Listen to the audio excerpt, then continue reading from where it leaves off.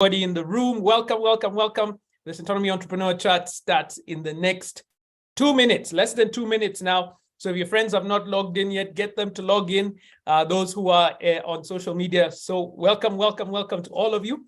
We'll be starting in now, less than 1 minute. See you in a minute.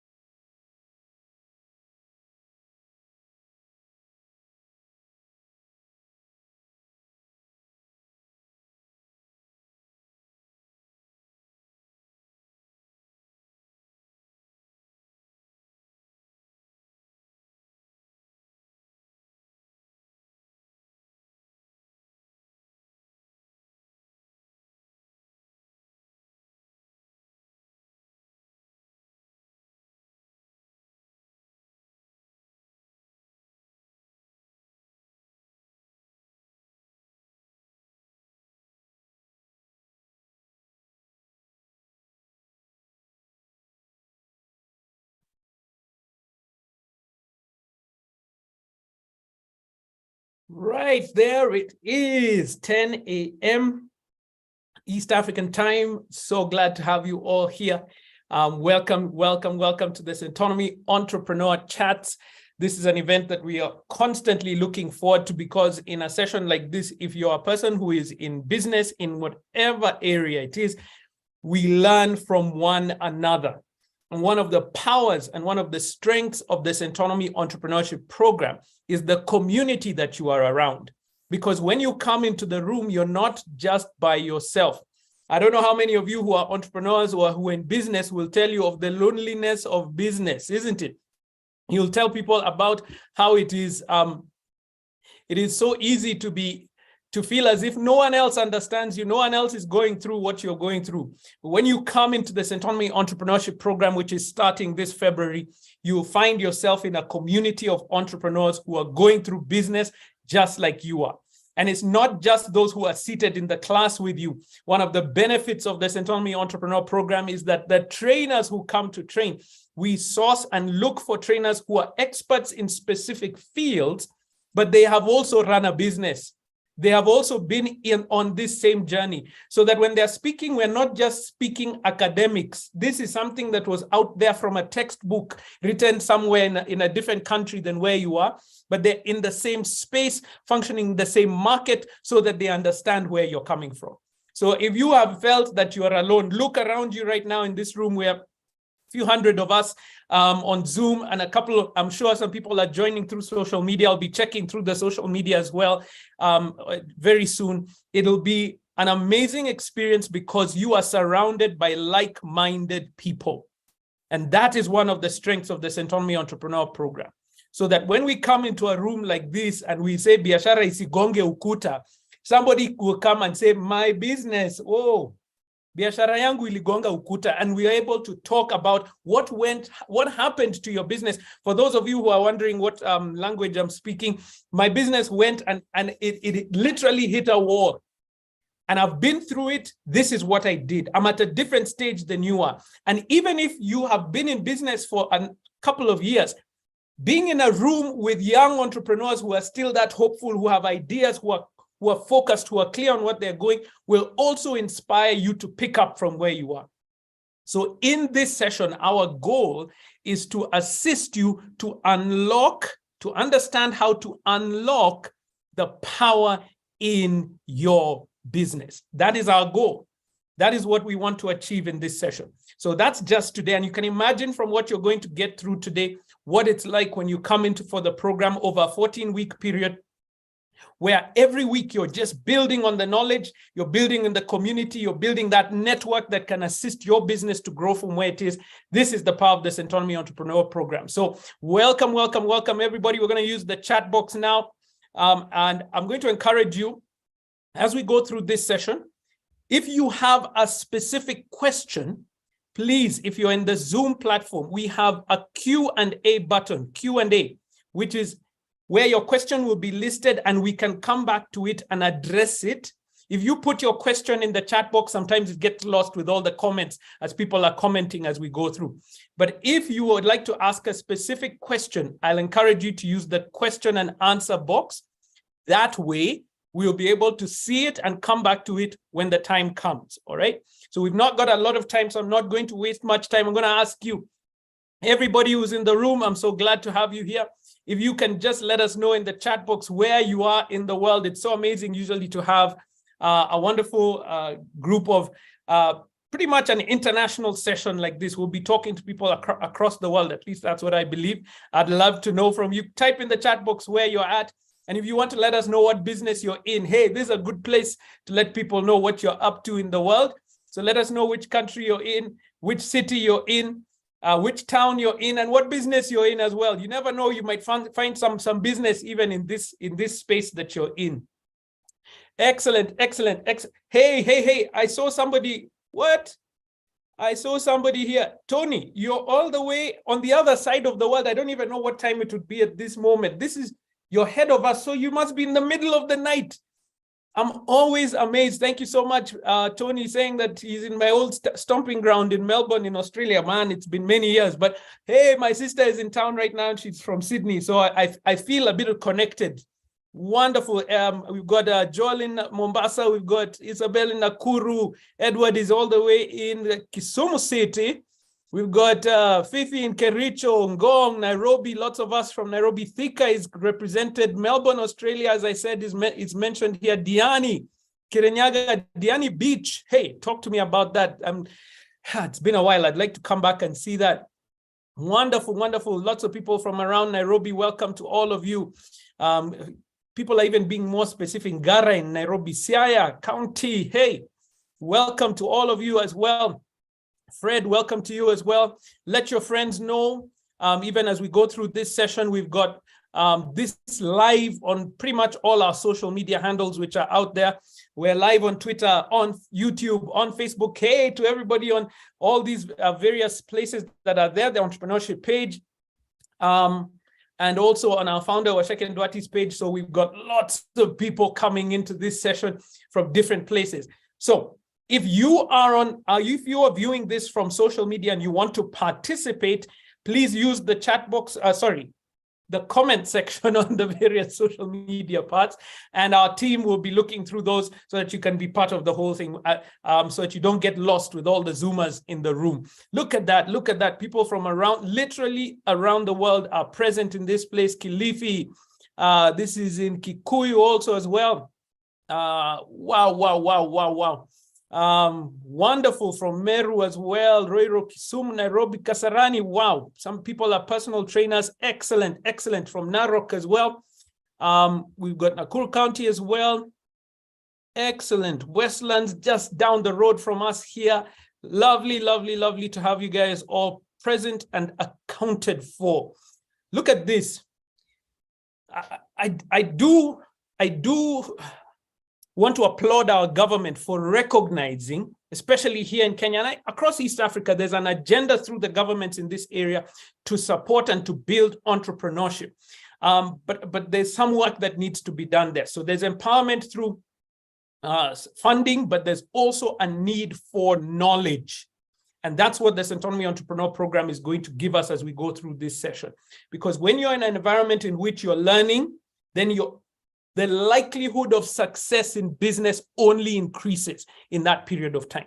And so, ladies and gentlemen, this is amazing. I can see the numbers are too many to go through all those. I'll try and go through as we're listening to some of the speakers who are already in the room. We're going to learn from other entrepreneurs who are in the same space that we are, who are going through what we're going through, who are experiencing success, and also who are fighting through difficulties so that we can all get to that success. So, as we have said before, welcome to this, the Centonomy Entrepreneur Chat. It is the one that we said, BIASHARA ISIGONGE UKUTA. Please, let's not find our businesses hitting a wall, isn't it? Understand how to unlock the power in your business. I am so excited. We've got a great lineup of speakers. We've got Mr. Eugene Bogo, who's coming up soon, CEO of D&R Studios. He'll be telling us his experiences all the way from college. I listened to him before and it really inspiring. We've got our founder, Waceke Nduati. She is in the house. She'll also be sharing the experience of running a couple of businesses, not just Centonomy, but looking through them. And then we've got our first speaker of the day, Mr. Edward Ochieng. He's the founder of Hype Chronics and Ledger Max, and he's going to be telling us about his businesses, how he's in branding, but he's also now in supplies. This is the thing about entrepreneurship, and once you get it, the likelihood of you being a multiple or a serial entrepreneur only increases because you get the formula. And once you understand it's about opportunity and matching opportunity with your skill set, now we're talking. So, ladies and gentlemen, I'll ask Edward, if you're in the room, if you can kindly, yes, you are, kindly just, you can unmute and be able to switch on your camera as well so that we can get to that initial session. Edward, how are you doing, man? I'm fine, thank you. How are you doing? Zuri. Yes. You can give me permission for the video as well? I believe so. Just hang on a second.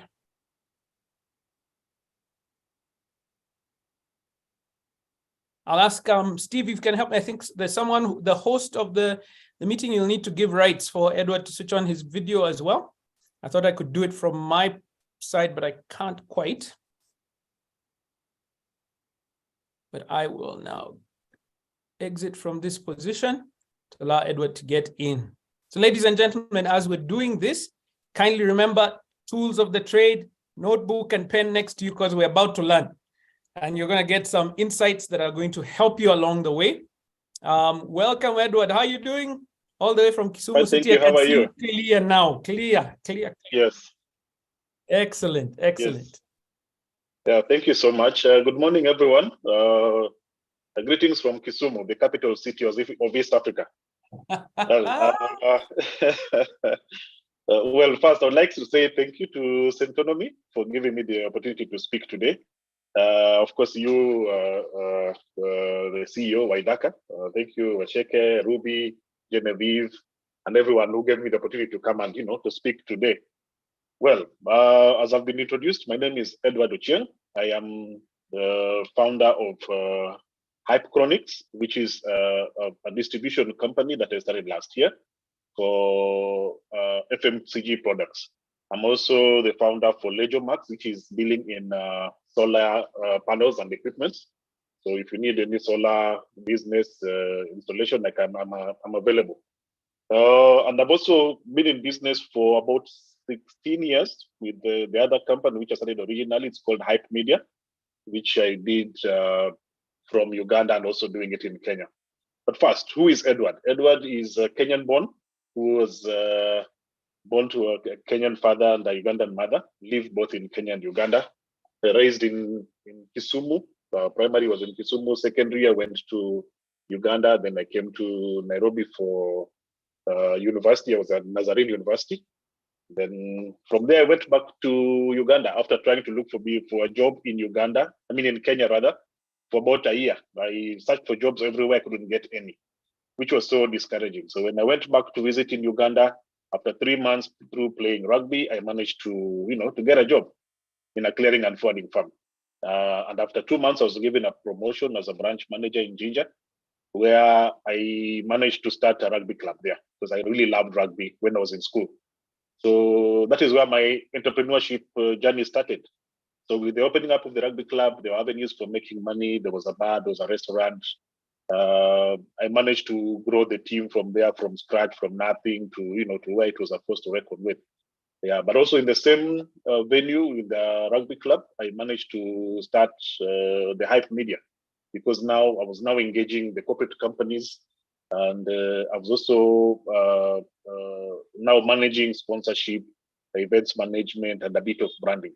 So with that, rubbing shoulders with a number of people, professionals who are in marketing and branding, I managed to get a lot of experience, which it helped me to do the business for over 10 years. So after 10 years, business started going down. Most companies started reducing their budgets on marketing, which made me now to start thinking otherwise. I tried my hand in doing a lot of business here and there and didn't do well. And unfortunately, my coffers dried out, and I managed to cross back to Kenya just with 2 bags in my hands. So I was asking God, now what do I do? And this was now in 2018. I didn't have any money. So all I had to do is just go to the village. I started doing some farming there. But of course, I was visiting a number of corporate companies here and there to pitch for business, but nothing came through. But I remember in that process, I had one of these motivational speakers who was saying that to be a successful businessman, you have to excel as a salesman. So what did I do? I went into employment, and in employment, I had to go into sales. Driving around in a pro box, selling, in different shops here and there. From being a director of a company and rubbing shoulders with CEOs, now I'm running down with a pro box, selling and dealing with mama mbogas and shops and kiosks in Mashinani.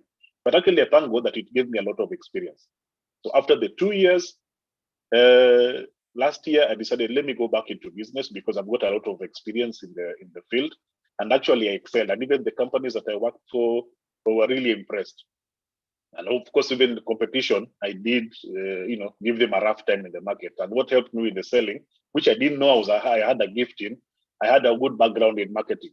So when I used to move and sell, I would get stuck somewhere.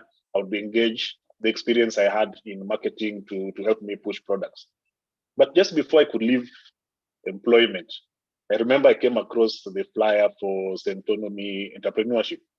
And there's one statement that CEO Waithaka mentioned that really drew my attention when he said, profit is not your money.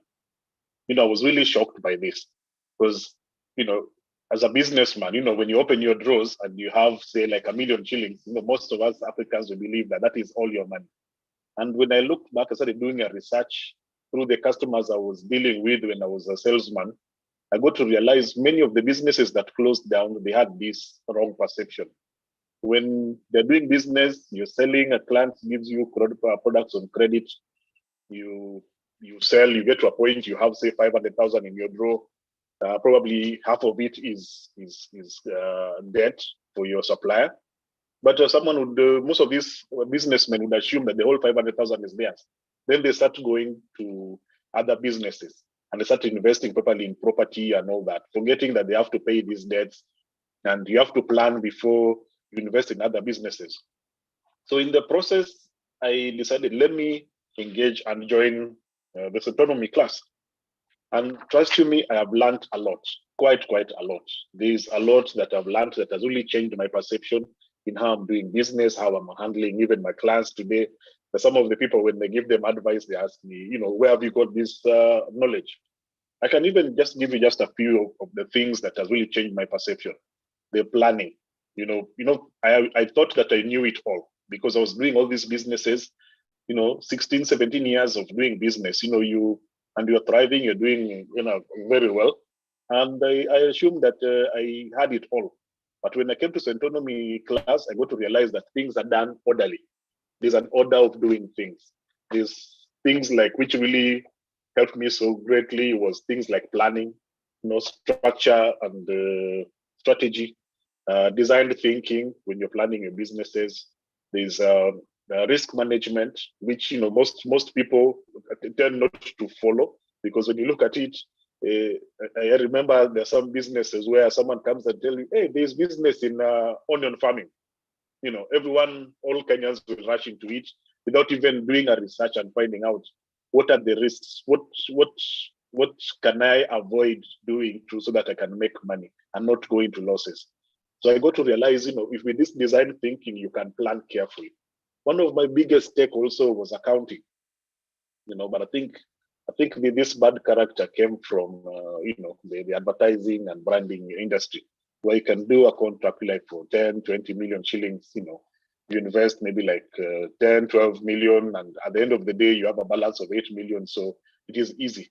But when I came to doing my business in this distribution, I have so many products and their profit margins are small. So the higher the turnover, the better. But if I don't monitor how my expenses are, how the business runs, and look at my accounts regularly, I'll definitely go at a loss.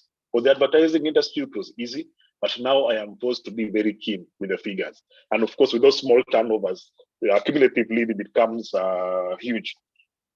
The other things which I also learned was digital marketing.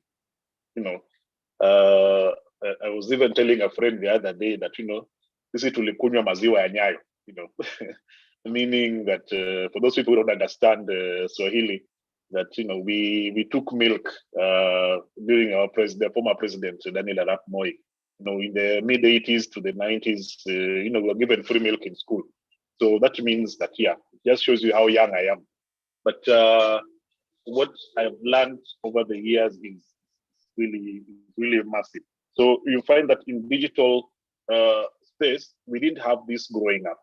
And when I was doing my advertising and branding business back then in Uganda, you find we were doing the traditional way of doing things: go billboards, go TV, radio, the traditional way of doing things.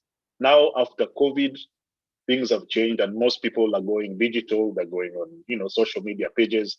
And, since we were used to, the big monies and the big projects, we are now forced to come back and sit on a computer and start, creating a page on Facebook and all that, which is really tedious. But at the end of the day, I can tell you what we learned in the Centonomy class has taught me to do things differently other than what we're used to. I can remember even one of the statements, they say that if the speed outside is faster than the speed you are moving in on the inside, then you're out of business, or you're out of business or out of balance. So this digital advertising was really a very big thing for me. Raising capital was also another thing that has really helped me as well, because sometimes you feel you're self-efficient, you can go and borrow money here and there, but there are ways of doing things that can also help you to raise money or capital for your business without necessarily going for a loan. But it just comes to design thinking. I remember also reading some books where some motivational speakers say that you can start a business, a smaller business, and raise capital for a bigger business, and you'll find yourself growing faster and without losing money through interest. So I really appreciate Centonomy entrepreneurial class that I took. Things like taxes and legal, which are very key in this class. The other thing also, which was very key for me back then when I was doing business in Uganda, when my businesses were going down, I had to go, try businesses here and there. Then I managed to get into a few, borrow money here and there. And out of that bad taste, rubbing shoulders with debtors, it really left a bad taste in my mouth. So I swore that I will never, ever borrow money ever again. But I remember in one of these classes, one of the modules in the class was fear and vision. And they were taught how to approach your fear. It was a really hard one for me. I almost even left the class because I could not deal with just the thought of even just going to, borrow money, or just the word debt alone would bring shivers to me. Yeah, but they've managed to help me and understand that, it's not that bad. And if you approach the fear, what is the worst case scenario? So it has helped me understand. I've not gone into debt again, no, but yes, it is still work in progress, but I'm slowly coming to terms with it. Yeah. So I really appreciate what I have learned in entrepreneurial class, Centonomy, and it has helped me to do things differently. Actually, I've even managed to, started closing in for some clients in the marketing space, which I could not do since I came back from Uganda in 2018. I've also managed now to start running my 3 businesses comfortably. First of all, also there's a concept that I've also developed in marketing, because I realized back then, as the big advertising agencies realized that most of us were doing business the traditional way, and we used to get a lot of money. But now with these social media pages, most companies are now going digital. And if you drive around most of these cities and towns, you realize billboards are blank. There are less of activations, wall brandings are not there, and most companies are saying, now we are employing someone to manage their social media spaces within in-house. So where does that leave us? And I remember having a conversation with a number of people who are also in the same industry, and realized that most of these advertising agencies are closing shop, and they're now competing even with university students who are also charging as low as 10,000 a month to manage the social media pages for a brand. So it became a bit tricky. So I thought, what can I do differently in this space? Because now everyone is glued to their space, to their phones. And I managed to get, I've developed a concept, which is a new one. Probably you'll see it in a couple of weeks, where you can go, when say, for example, you go to a shopping mall, and as you're doing you're walking around the mall, you receive a pop-up message on your phone, and it is advertising a product within a mall. Say for example, Java is offering, some breakfast offer, and it pops up. And if you want, you click on it and you go to their page. Or if you're selling a phone or something, you can also do the same. That is for the advertising. Then this product also, what it does is also the way you do the GPRS, use a GPRS system for driving around the city. So there are those ones which you can also use for in-house and more. So very soon I'll be launching this product. Or if you can reach me out on my social media handles and my emails. I'll be sharing my social media handles on the page. But otherwise, thank you so much. That is it for me today. Thank you. Edward, let me tell you, my brother, it's amazing to hear the kind of shifts that you are talking about. You're not alone. When you mentioned that when we do the class on fear, people tend to that's a class that people want to disappear from. You're not alone, believe me, my brother. You're not alone. We have seen quite a few people going in that same space and figuring it out. I just wanted to ask one question that came through. I saw it here. I believe this was on what? This is doing multiple things at the same time. This, I think, is on YouTube. I saw somewhere where somebody is asking, you're running multiple businesses. Where do you find the time? Well, you have to allocate the time. First of all, let me just go to the inception, where this came from. When I was doing the advertising and branding business, it's the only thing I was doing. And it was the only thing I could do at that point. And when my class started cutting down budgets on advertising and branding, my business went down. And there was nothing else I could do. I could not even go on the streets and start walking because I didn't know how to do it. And then when I came to Kenya during COVID, many businesses closed, even schools. I remember even in Uganda, people didn't go to school for 2 years. Yeah. Then I realized there were 4 sectors of the economy, that doesn't go down.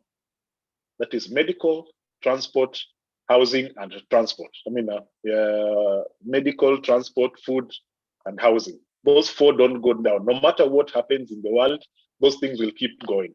So when I look back, that I only knew one thing to do. So now I need to have 3 or 4 sources of income so that I can stay afloat. If my solar business is not doing well, my distribution can keep me afloat. So I learned from that. So with that, I said, let me just start and do all these things. You can always allocate time. But of course, with all these businesses, you don't get overwhelmed, but you start it small and grow it. But also look at how long have I done business? Now 17 years, And also with the knowledge that I've got from Centonomy, I can now do things better. That's amazing. And I'm not the only one thinking that. This is Victoria in the chat box here on Zoom. Victoria happened to mention great sharing, precise, clear, and practical. Thank you, Mr. Edward Ochieng. And from me as well, thank you so much. It was great to have you in the class, and it was great to go through all the documents and work through how these things actually become profitable. Believe me, Edward, when I said that statement the first time, that statement was for me. When I said profit is not your money, it was for me, so that I didn't get lost inside that whole discussion which was going on. So, ladies and gentlemen, if there are any other questions that you have for Edward, you can kindly put them in the chat box. In the Q&A here on Zoom. Please make sure you use the Q&A. And if you're on the social media platforms, we can be able to capture them from there, and we'll bring them into this space. Here's one more. I think this is Nkatha Wamboi, who was asking, can I register and pay later before the start date? Please do. And the team here will be able to reach out to you. I'll be giving you details on registration in just a couple of minutes. But for the rest of the questions, we'll try and actually put that here out for you. One last question, because I have a minute for you, Edward. This is, I think this is Herina Ombija. And she's saying, what makes you stand out? Do you think you're special, Edward, from other people? No, what makes me stand out is the mistakes I've had in the past. You know, when you fall, you can get up, you'll get up doing things differently. I'm not special, but I've always allowed myself to learn. Yeah, and you know, one thing that I've always learned is never to stop learning. Yeah, and that's the reason why I've grown. So when I meet someone who is better, who is doing things differently, better than I do, I'm always willing to listen and learn. No matter how low you are, but I'm always willing to learn. Yeah. Amazing, amazing, amazing. Thank you one more time, Edward Ochieng. Please do put in your details on the social media handles. In the chat box, so people can be able to find you as well. Everyone is following through and paying attention to that even as we go through. Guys, we're going to be looking at trying to support at Centonomy. We're always looking to support entrepreneurs through the programs that we're running, and we do so through some partial scholarships to the programs that we're running, some partial scholarships that allow entrepreneurs who maybe didn't have the full fee to be able to get into it. And so we do that by kind of giving you a chance through our social media handles. So here's your opportunity. If you'd like to be eligible for that partial scholarship to the program, we're using the hashtags, hashtag Centonomy Entrepreneur, hashtag Grow Your Business, hashtag The Empowered Entrepreneur. If you use those three hashtags, we'll be going through our social media and we'll be reaching out to those who tweeted, who listed, and who put through as many of those messages that are coming through here. You're tweeting and putting out the points that you're getting from each one of the speakers who are coming through. So kindly, if you can, use those hashtags and we'll be able to pick out some of the winners of that partial scholarship as you go through. So make sure you're using social media, whether it's Instagram, whether it's Twitter, whether it's Facebook. We'll be able to find you through these hashtags, hashtag Centonomy Entrepreneur, hashtag Grow Your Business, and hashtag The Empowered Entrepreneur, so that you can be able to be listed as one of those who are going to be going through that. Excellent. Thank you so much, Edward. It's amazing that you are here with us and be able to share one of the Centonomy Entrepreneurship Program alumni, and he's done an excellent job. You've heard of it, and you can be able to follow him and see more. I realized I didn't even introduce myself. I'm assuming that you just know me from wherever you are. My name is Waithaka Gatumia, and I serve as CEO here at Centonomy. And I'm so glad to be moderating this session that we at Centonomy are dedicated to helping people build great businesses. And that's why it's the entrepreneur, because I think one of the issues that we're facing, especially here in Africa, is the difference between entrepreneurship and self-employment, which is what I'd like to speak about shortly. I want to speak about the difference and how we can begin to think about our businesses. When I said that profit is not your money, there are various elements that are going to apply to you where you are. And if we begin to understand the process of entrepreneurship, the idea of how money is made in entrepreneurship, now we're on the way. We move out of the self-employment direction and move towards entrepreneurship.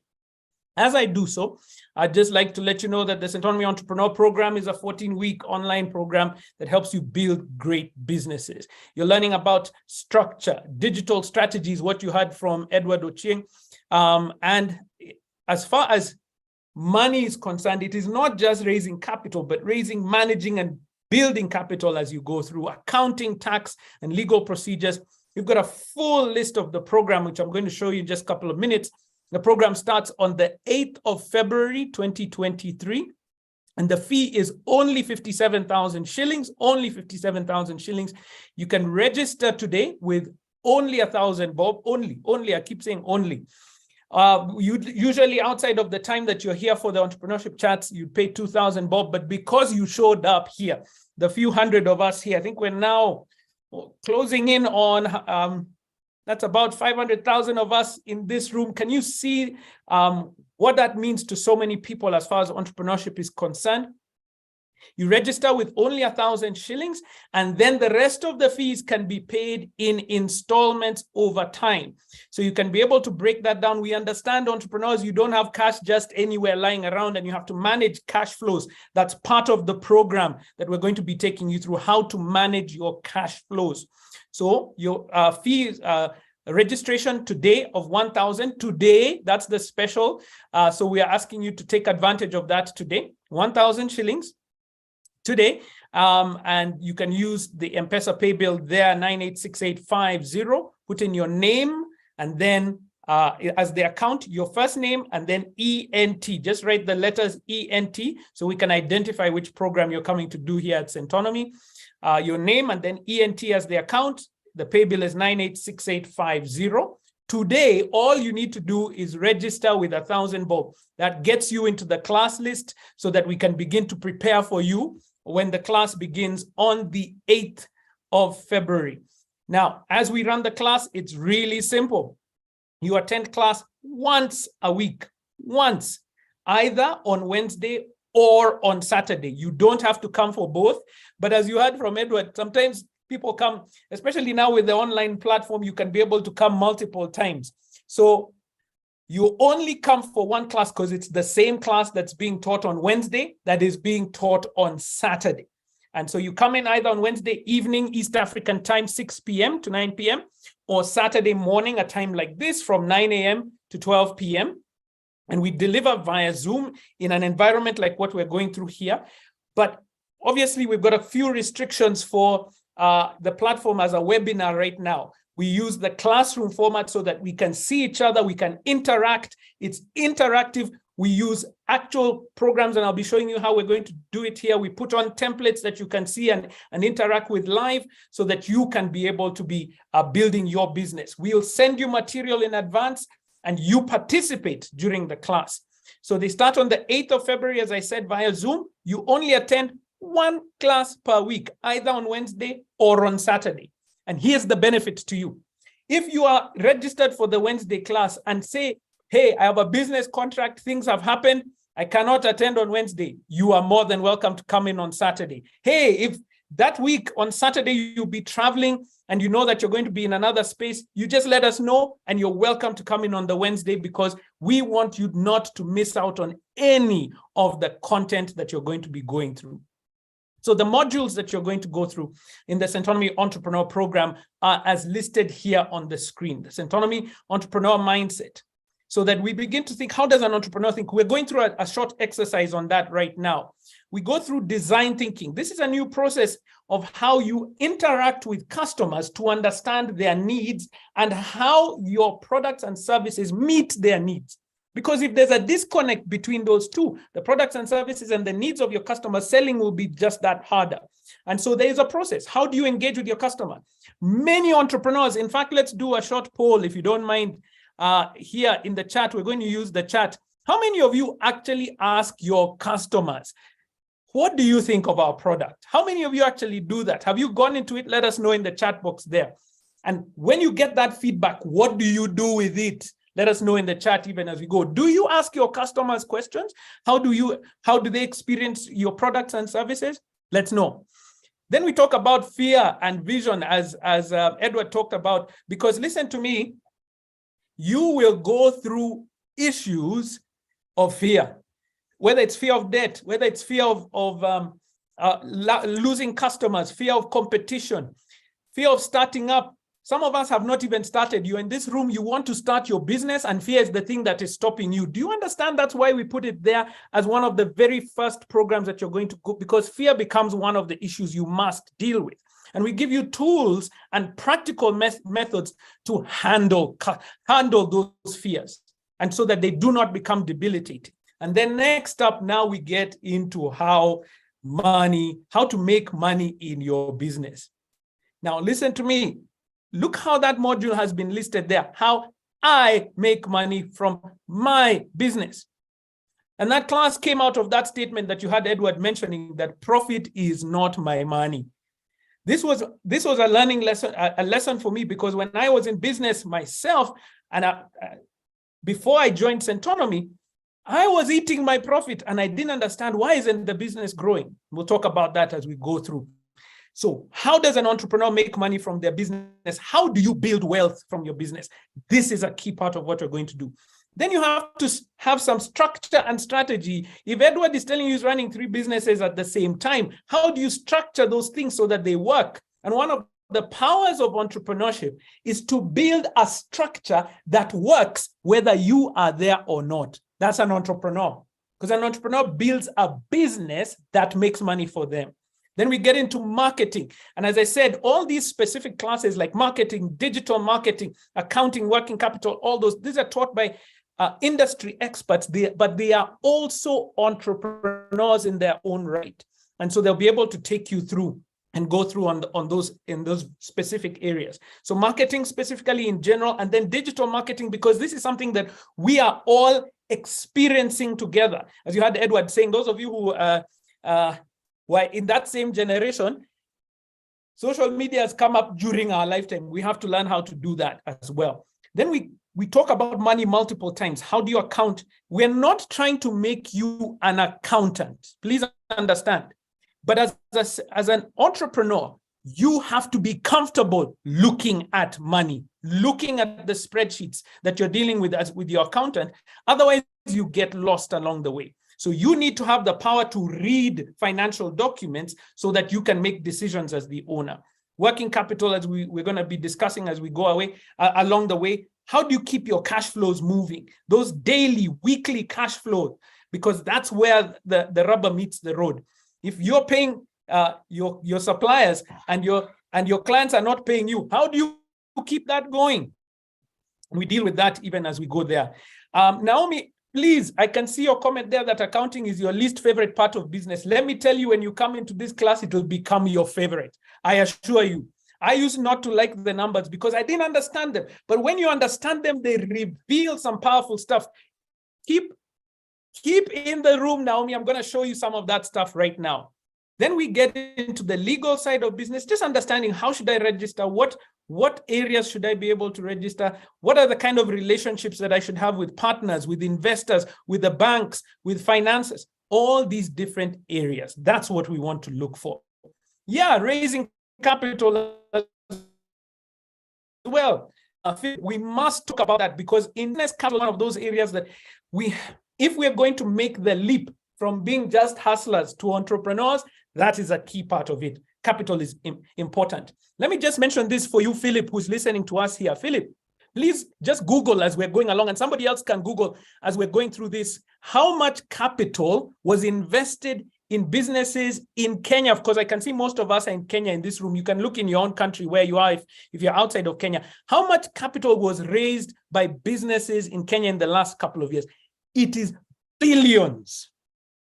But why is it that some companies can attract that capital and others don't?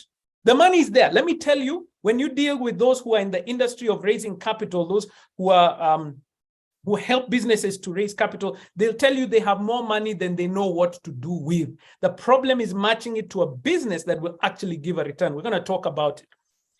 Hey, look at Peter there telling us 5 to 8 billion in the last year. So, hey, money is available. So can we get our businesses structured to receive that cash? And that's what we're talking about there in accounting. And then finally, personal finance and the abundant entrepreneur. If your personal money is out of control, ladies and gentlemen, let me just tell you right now, you cannot control your business because you will end up eating into your business finances, and you're going to find yourself wondering, why is it that this business cannot move forward? And if you came into this and you're not understanding when we say profit is not your money, that's what we're going to have a discussion about. So the class, as I said, starts on the 8th of February. And you can begin to pay for it today with just the registration fee of 1,000 shillings.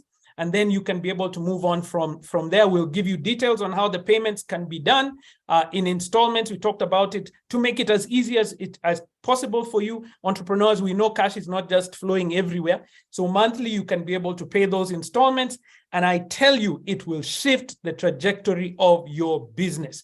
If you're outside of Kenya, kindly, everyone, just take a quick screenshot of this so that you can be able to make the payment today and get your place in the class. This will shift your business forever. You can imagine when Edward was talking there and just saying, now his businesses are on the move. If he had known this before, what could he have been able to do?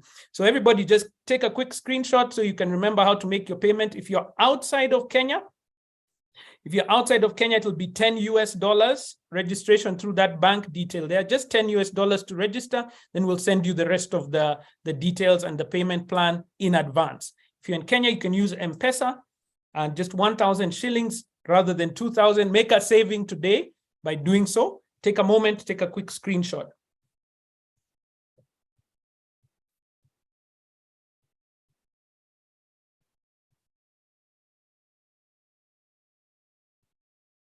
All right, great.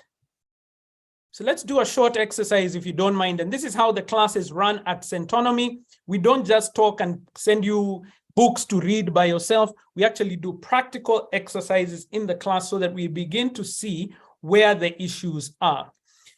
So I have, there we go. There's an amazing lady, she's called Beth. She comes to our house every so often, every number of weeks. Beth is an amazing lady, and Beth does hair. She is a stylist, and so she does hair for my girls. As I've said many times, I'm a father of girls. I just have ladies in my house. I'm the only guy in my house, but I am blessed because of that. Beth comes to do hair in our place, and we were just trying to see this. Why has Beth not moved from where she is? You know, you can't help everybody. So use the services that are available and you can be able to work from that point. But there's some discussions when somebody is ready for it, you can be able to have as we go along. Beth comes to our house and she does the hair for the girls in our place. And why do we like Beth? Because Beth is very gentle. She's skillful. She's also very artistic. So you know how you can just do normal lines for the girls on the head. She always does something slightly different that makes the girls in our house very happy. Me as a father as well, very happy. But also she's gentle because you know there are some who can twist the hair until there's pain and people are suffering for so long. That's why we call Beth. But we did a small exercise where we're trying to understand, why is Beth at the same level? She has been doing this for however long it has been. And it came down to this. If Beth comes to our house and she's doing the hair for the young people, the young girls in our house, she charges us. This is how much she charges. What was it? The last time that we did it, it was Kenya shillings 800 per girl. Okay, 800 per girl. All right. Now, let's do a small exercise and let's see if we can be able to do it together. How many girls or ladies do you think that Beth can be able to do their hair for in a week?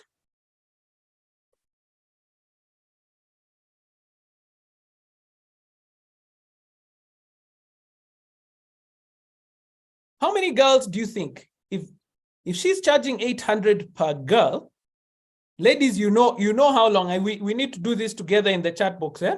You know how long it takes to do one person. So how many in a week do you think you can be able to do in a week? So it means you have to work out how many can you do per day, Wonderful, wonderful. So we've gotten some direction in a week. If you're saying 10 to 15, maybe, okay. But remember, where are these people that she's going to be finding? They're probably in school, they're probably at work. So most of the work is on the weekend. If she's taking about maybe an hour, maybe just under 2 hours per person to get it done perfectly. So that's 3, 4. And then if we're doing 4 times 5, great. 4 times 5, let's say, or times 6. Let's do that together. 4 times 6, that's 24. Okay, so 24 girls. Thank you. Per week. Excellent. So how much then is Beth making in a week? Let's do the math, because let's assume that is consistent work every single day. Beth is doing it at that level. So it would be that 24, isn't it? Times 800 per week, isn't it? How much is that? Let's see if we can do that. You didn't know that you're going to be using your calculator in class. Everybody, this is how we do it. We're being practical. 800, yes, times what? 24. So you're talking about somebody who's taking home, if it's a great week where she had 24 clients guaranteed, and she managed to do them all, this is a great week, 19,200. Okay, great. So let's do, let's ask a simple question, and I'm going to ask you to respond to that in the chat box. Thank you to all the, wow, this is amazing. Over 400 people in this room. Thank God for that. And thank God that you are learning about entrepreneurship in this space, because it will change the way that you see your business. Okay? So in the chat box, I just want you to try and tell me, how much do you think Beth actually makes? Did she make 19,200? What is this 19? Let's put it a different way. What do you call this 19,200? What do you call it?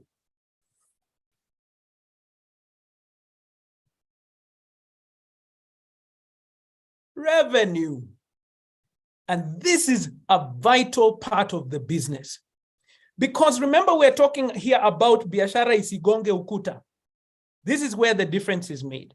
Thank you for everyone who has called it. We don't have to go. This is revenue. This is just cash coming in. So even if Beth is simply offering her service, all she needs to do to show up, let's now begin to think like entrepreneurs and help Beth to build her business. Let's build her business for her. What costs do you think Beth had in all of this? Because she took home this money, but she didn't make it. I can see people are saying it is called revenue. Thank you so much. What costs did she have? Excellent. Now we've got a couple. Once you see it there, don't write it again. So we've got transport. Right? What else? So hair products, usually you'll pass that to the client, right? She's coming to my house, so she's using my electricity, but guess what? Airtime, thank you. She had to call me to find out what was going on. Excellent. Yes. Thank you so much. She probably had to have a meal along the way. Thank you so much. Yes. Thank you, Rehab. You see, people are beginning to think like this. And this is how you have to think about your business. The products we'll talk about, I think most of the products you're going to have differently. Thank you. I saw somebody else mentioning some equipment. Thank you. Yes, because she comes with her blow dryer. Yes, equipment. Oh, this is powerful stuff. I can see I'm in a group of entrepreneurs in this room. Yes, let's just say like a blow dryer. Yes. Okay. Excellent. What else? And this is the one. Thank you, Fiona. Thank you, Njoki, because many of us do not recognize this. And I'm going to use a different term than what you have used. Fiona and Njoki have used this in the chat box. They have used this term, time. Okay, I love it because you're thinking about it. You're thinking about it, but we're not quite sure yet what this means. Can we call it by another name? Ladies and gentlemen, when you say time, what are you talking about? Let's see if someone else can get it, because I've not seen it there yet. I've not seen it there yet. Ah, Damaris was there before us. I missed it. Thank you so much, Damaris. You got it. I didn't see it. I had, you know, the responses are coming 100 at a time, right? And so just to let you know, in the class, rather than doing it simply via chat, we're usually in smaller groups than this. We are able to switch on our cameras and our microphones so that we get responses and have an actual discussion in the session like this. So please understand, this is just a simulation of how the class takes place. I have to manage. Now, I told you we are over 500 of us in this space. I cannot do it all at the same time. But amazing, because I believe it was, no, who got it first? Who said it? That I said Damaris got it first. Labor, okay? And this is the part that we must think differently. We must think differently. Her time and her skill, can we put skill in there as well, was expressed in that same space. Skill and time was put into that same space, okay? And why? This is now one of those barriers that we have to break through. We're going to move from self-employment to what? To entrepreneurship. Watch this now. Watch this. I realized why do we go with Beth most of the time? Because she's cheap.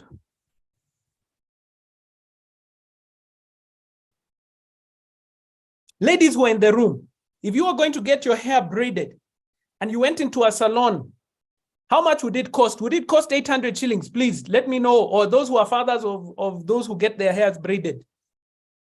Please, in the chat box, how much would it cost you to get your hair braided? Thank you.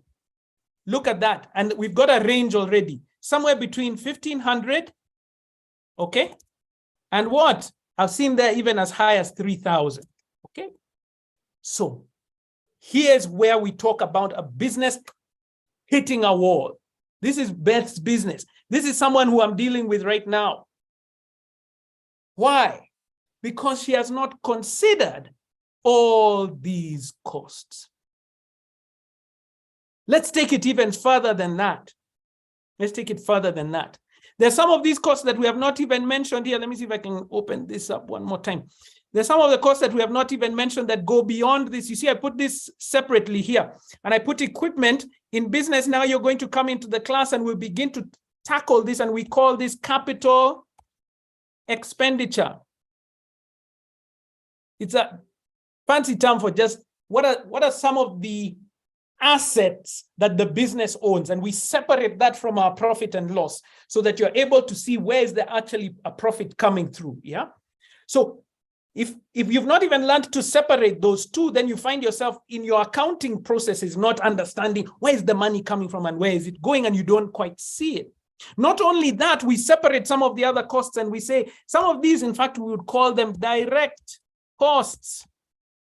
Okay, these are direct costs. There's transport to come to your place. There's airtime to deal with you as a customer. There's a meal on that day, and there's the labor that's going on. But hey, if she's going to build this business beyond this point, and if she's going to build it in the way that we're discussing here, how did she get us? So there's some what we call indirect costs. Yes, indirect costs, or we can call them other costs. Indirect costs. Did she do some work to find us as customers?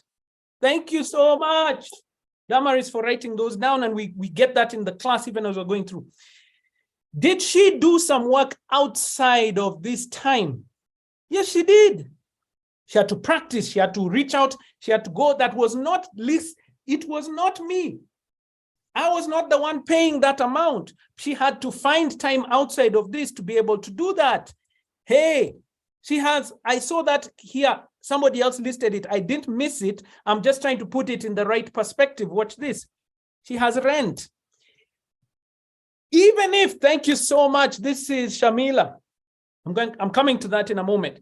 She has rent costs. Now, I have to speak to entrepreneurs in this room who say, I work from home, therefore I don't have a rent cost. Ladies and gentlemen, your house is free. I didn't know that your house is free. Can we borrow some space in your house because it is free? It is not free. I'm coming to that. I'm putting a star there. She has that cost and other costs like electricity in her own place to charge her phone, which she's going to use for marketing along the way. Then we're going to go through, here we go. Excuse me. Marketing, as we were talking about, which is simply getting the message out. Many of us are now using, watch this, yes, the phone we can put here as CapEx, isn't it? Because once you buy the phone, it becomes an asset within the business. But when we talk about marketing, it's not just posting on social media and other places and doing other things. Even simply using your phone, going through your WhatsApp messages, running as a WhatsApp business, and then using that to send out a message and saying, hey, there's a Christmas special for hair and all that kind of stuff. Watch this now, ladies and gentlemen, because I don't have much time to explain this, but I want you to get a point. And one of the issues that we face as entrepreneurs is that we price poorly. Beth can never move out of this hustler, self-employed space if she is only charging $800 per client. She can't. Because that 800 essentially if we look at it and break these costs down, if we break this cost down, this 800 is exactly what, if you think about it, would be only the cost of the labor. Can you see it down there? If she added on and thought about it a little bit more and thought, where is the issue that we're going to go? If we actually break this down and have this discussion, that is where the difference is. So when I go, because the children also, they still go to a different salon because Beth does the braiding, but in terms of washing and all those kind of things, because she doesn't have that equipment, all she does is braiding.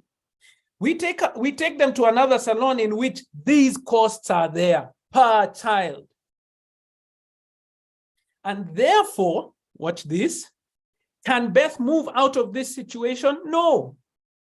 Why do I recognize this, ladies and gentlemen? And I have to speak to all of us. Listen to me. This was me in what we call a more sophisticated business. I was doing production, and you would go to a company and you pitch a deal with them, and you pitch how you're going to produce a program for them, produce whatever it is that they require, and I was doing exactly the same thing. Because mine was slightly different. No, Rachel, this is not hypothetical, please. This is real. This is Beth who's I am dealing with this right now because this was me a couple of years back. The same thing, if you just cost poorly and have not thought through all the costs that are in the business, then you find yourself unable to move forward because all you're doing is maintaining and probably even eating into your savings. You've never thought through this. Can I take this one step further before we bring in our next speaker? And we'll come back to this in a short while. But I want us to think differently about how we're going to build our businesses, not as a self-employed person, but as an entrepreneur. Not only, ladies and gentlemen, and please write this down so you don't forget, not only do you need to account for the costs in your business, but let's hear this now from all of those who are in the room. What is the aim of your business? To produce what? In the chat box, quick. What is the aim? Profit. So if we go through these lists of things, if we go through all the list of the direct costs and find that it costs her about 1,200 shillings, let's just say, or 1,400 shillings, however much it is. If we go through this list and find that it costs that, she cannot charge how much it costs. Because at that point, you're not yet in business. So write this down so you don't forget it. We're gonna link it to the statement that Edward gave us before. Edward said it, and I'll link it to this right now. Write this down so that you don't forget. The aim of business is to generate profit. Otherwise, if you're That's the difference between business and your hobbies and other things that are on the way. The aim of business is to generate what? A profit, which is more essentially selling a product for more than it costs to produce. Because if you're selling it at the cost, you're not making any benefit. You're just breaking, I've even gone ahead of breaking even. You're selling it for more than it costs to produce. Selling a service, like in this case, and service businesses, most of the other chats we've been doing, we've talked about product businesses, but I want to talk about services because many of us are in services and we don't understand our costs. The aim of business is to generate what? Profit. But then profit is not your money. So finish that statement, Edward Nganga, in the chat box. The aim of business is to generate profit.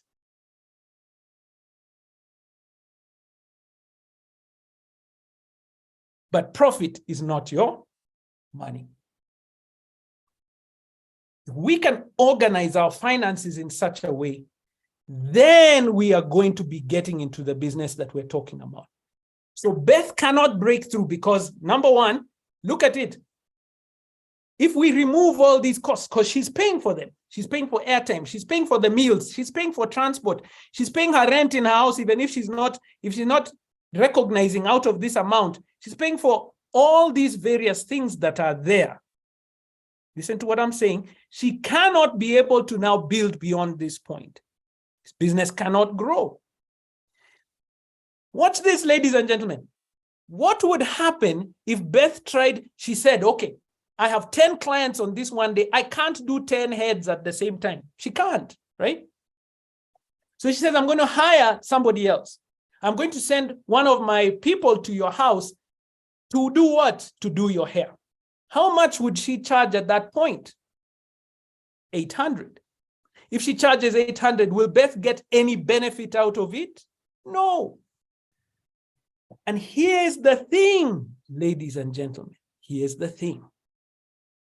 There is a delicate balance between that pricing and the profit margins in each of the businesses that we're going to go through, that if we do not get, we cannot be able to break through. That's the difference.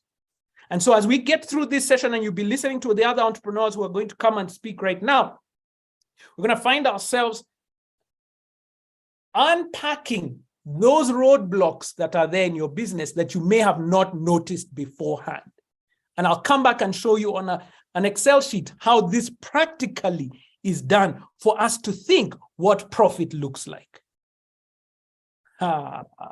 We are on the way, and I can see all the questions that are coming through. Please make sure you're putting your question in the Q&A. If it's in the chat box, we might miss it. Those of you who are on social media, put your questions in the comments, and our team will be able to pick them up from there. We're coming back to this in a couple of minutes, ladies and gentlemen. I am so excited because we have something special on the horizon. Right now, I'm going to invite somebody this is not the first time that he's spoken at a Centonomy event, but I want to invite Mr. Eugene Bogo, who should be in the house. Let's see if I can get him up on the screen. Eugene, if you're in the room, kindly. There you are, great. Can see you. How are you, Waithaka? Mzuri sana. 1 second as I get you up on the screen now. Hi. There we go. He's the CEO of DNR Studios.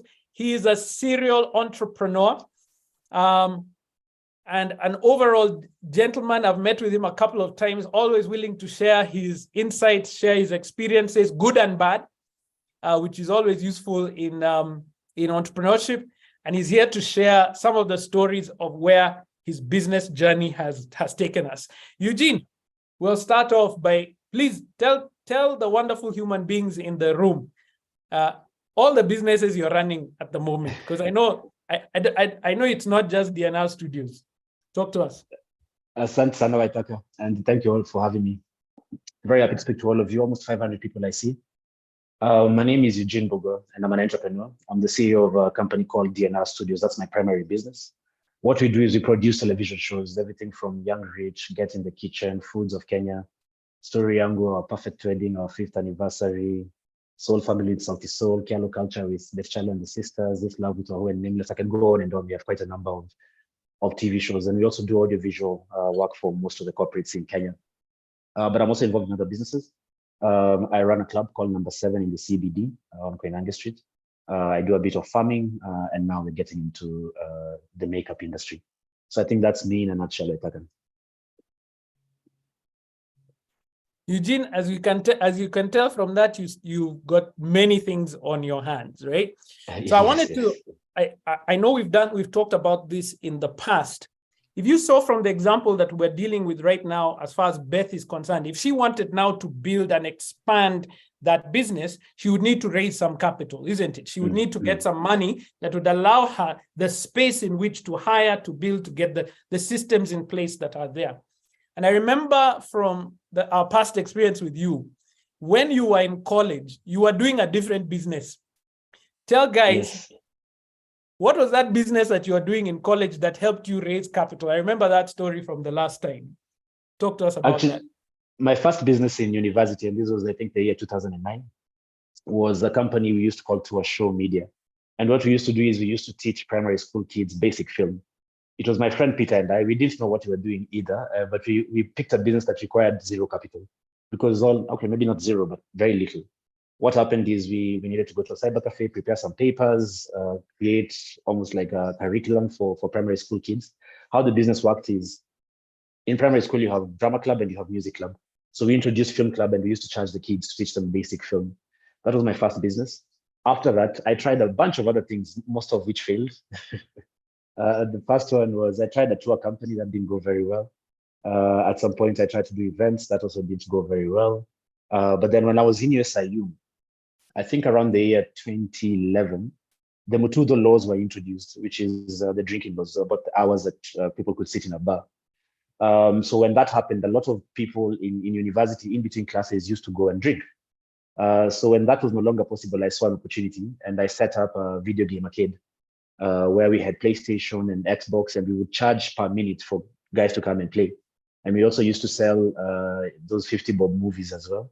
So that was the business I ran for 2.5 years while I was still in university. And that's where I got almost half the money that I used to start my television production company. Eugene, was your dream to run a DVDs and gaming business? Was that the dream? No, the dream for me was always, as soon as I finished high school, I think literally 3 days later, I went on a film set. That was not my dream either. I wanted to be an accountant initially. I'm really happy it didn't go that way. No offense to any accountants here. It's just that it seems like what I do is a bit more fun. So I initially wanted to be an accountant. But then when I went on a film set, I fell in love with storytelling, and it seemed like a place where I belonged. But between wanting to be a TV producer, because initially when I joined the film industry, I was a handsman. I was a boom swinger. I used to film the background, but I really wanted to be the owner of the business. The whole not wanting to climb the ladder but to own it. But between the dream of wanting to be a TV producer and being a TV producer took about 4 or 5 years. So by the time I actually had my first TV show on K24, I had already been in the industry for about 4 to 5 years. And, part of that was doing all these other odd businesses to try and put capital together to be able to start a TV show, and also just to prove yourself, have some experience. So yeah, mine wasn't an overnight success. By the time I got my first TV show, I'd been in the industry for 5 years. So if you're talking about 5 years, that meant you had to be disciplined about putting money aside for the things that you were looking to actually do. So talk to us a little bit about that discipline. That in the entrepreneurship program, we actually teach about this, where we say your first business may not be the ultimate goal, but it can assist you to raise capital. And I think this is why we support the idea of this, like the Hustler Fund and other things that are out there, because you can start. And like Beth, so we are coming back to Beth's story. Don't worry about it. Like Beth, she can be saving and building the capital that will be required to actually run now a profitable salon. So she's not profitable yet, but she can be raising that capital. So talk to us a little bit about what kind of discipline it took for you to put aside money as a college student and just after university.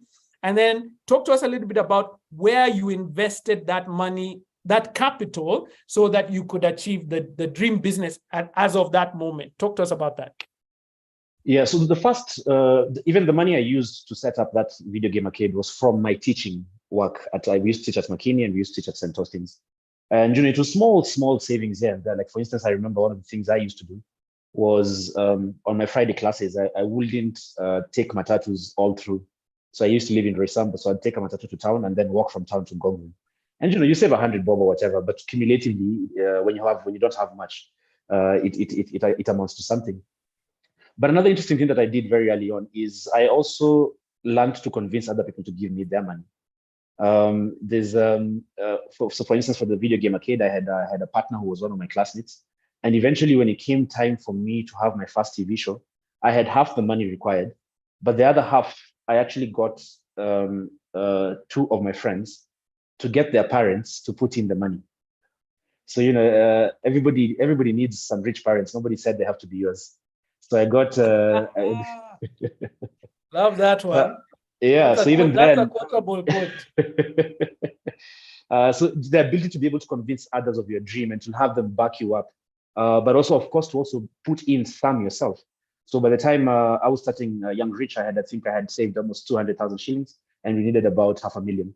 And so then I got 150 from two of my classmates and then my very good friends. And it was funny because I was selling them shares of a company that doesn't exist. So I'm telling them, so your 150,000 is going to be worth 5%, because in my mind, already my company is worth this much. I think I was already valuing it at 15 million even before I've shot a single episode. And I just went and did my research. I had a nice proposal and I pitched this to my friends, who then went and pitched it to their parents. And I think the parents just did it for me because, just to be encouraging. I don't think it was the business plan was very solid. But yeah, so the idea of putting some money aside for yourself, but also being able to properly explain your ideas to others in a way that they might be interested in backing you up. And usually, as you're starting, it's not much money. As you had in my case, it's 150,000 here, 150,000 there. Yeah, so if we can look at that and say, it took some discipline. I love that statement. I'm going to keep that for sure. I've stolen it from you officially. You have to have some rich parents. They don't have to be yours. I love that. I also love the point, and I hope everyone is taking notes. You have to have some skin in the game. You have to have some skin in the game. And I think that's where we often find the difficulty, because I'm sure, Eugene, now, since you've found some success, people come and pitch you many ideas, isn't it? Mm-hmm. Maybe you can talk a little bit about that before we move on. How do you approach somebody who comes and just pitches you an idea? It's in their head. Maybe they even have a proposal. How do you approach that as somebody who has funded businesses that are there? So the interesting thing, especially in my industry, which is television, is how we sell TV shows is you first go and make a pilot, which is, how ideally the episode is supposed to look like. I'm always surprised very often when entrepreneurs come to me or other producers saying to me, but they don't want to do the pilots. The idea is great. They hope that you just buy it off of paper. I'm like, you don't believe in your idea enough to put any money in it. Why should I? Because remember, even, and it's the same thing, what you're saying, having skin in the game. Why would I be interested in throwing any money at you if you haven't put any? And unfortunately to say, most ideas are not as new or as mind-blowing as we tend to think. And this comes from one who also, I think very highly of my own ideas, and I'm often humbled. I think for almost every TV show we put out, there's like 10 or 12 that have failed. So yeah, again, the element of having skin in the game is extremely important, because then why, again, as I said earlier, why should I put money in something if you haven't? That's right. And it's so important to have someone like you as not just an entrepreneur, but as an investor, saying that to people, because we get that in the class often, and somebody saying, I have a great idea, and that's not enough. If you can't show that you've put something into it, it's very easy for us to get disregarded by funding opportunities that are out there and entrepreneurs who are there. Now, let's get to the theme, Eugene, of today. Biashara Isigonge Ukuta. Has your biashara ever gonga than ukuta that you said, hey, and how did you get out of it? Give us maybe one or two examples when your business has hit a wall, and how did you get out of it, if you don't mind? How did you break through? I think I've hit many walls, and I think it's true for many entrepreneurs. Usually you have more failures than you have successes. I think for me, I'll give you two. The first one was in the nightclub business. I set up my nightclub in CBD, I think 6 years ago. And, we opened our doors, and from day one, the place was full. It broke even by month 2, and it was profitable from then on. So, I very gung-ho, I went and set up a second one in Westlands. It was called Number 7 Lion. But I was stupid about it because I used the wrong formula to get the right answer with the first one. I didn't really know what I was doing, but I got lucky. So, but then I went into the second one with a lot of arrogance, and I made a lot of mistakes. The location was wrong. There was no parking. The place was hidden. Westlands was dying as a party area. But, I thought that I was smart enough to, pull it off. I didn't pay attention. I think at some point as we were building, I even traveled and went to holiday in Europe, came back and just launched it. And then it did nothing. Month 1, it does nothing. Month 2, it does nothing. And then, there's also, there's that quote that says, success tricks smart people into thinking they can't lose. So there I was thinking that I can still, salvage it. So I was now throwing good money after bad money. And then eventually, after around, I think 5.5 months, we had shut down because it wasn't even able to pay salaries. And that was a very, very humbling experience. It's easily the fastest money I've ever lost in my life. But then and I've used this line before. My lesson from this is there's a right way to fail. It's quickly, cheaply, and never the same way twice. So I'm not making those mistakes again. Another time that was quite challenging for me was generally entrepreneurship-wise was when the pandemic hit. I think none of us, well, some people had enough foresight to sort of understand those situations. But like in my case, I did not see it coming at all. And being in entertainment, all our things went off immediately. So the buy is out. Most of my TV shows were either travel shows, wedding shows, so all were canceled overnight. And, there was just like some quick decisions we had to make. We had to give up our office very quickly because I didn't want to sink my money. Luckily, we had we had put away quite a bit of money. But then to see the end, because, month 1 happens and, you're okay. Month 2 happens, you've made some tough decisions, but you're still okay. Month 3 happens, you're okay, but you're now starting to get concerned. Month 4 happens and there's no business coming in, and this thing seems to be getting even worse and worse. And then by month 6, you can count the days until your business is out, unless something dramatic happens. So that was a very, very scary time. And I don't think I even have a solution as of yet now. And you hope that nothing that drastic happens again. But of course, it forced us to make a lot of changes as entrepreneurs. In my case, I was running a lot, just constantly trying to do different things. And during that pause, I was able to take in an investor in my business, put together a board of directors, put some structures. And the analogy I like to use is that if your company is a bit better structured, it's like a tree with deep roots. A strong wind might come, but you stand a higher chance of the tree standing. Where else one without structures, as we were then, we weren't very structured at the time. It's very easy for a strong wind to come and wipe you off. So yeah, that was quite a scary time to just, at some point, I honestly thought we were going to lose the business entirely. But we kept at it, we innovated, and we survived that storm. But yeah, that was quite a scary time. Wow, I mean, every business is going to go through cycles. We're going to have definitely challenges that are on the way. And as an entrepreneur, you've been in business for years now, right? And give us some insight on how you approach that, like a problem that's coming on the way. How do you approach you see it, like you saw, hey, we've had to shut down because of the pandemic or whatever other issues that you faced before in terms of capital having to set up in advance. What is your process for addressing challenges in your business? So I like quotes very much. So I'll start with one here. In times of crisis, hope is not a strategy. Be proactive. So same case there.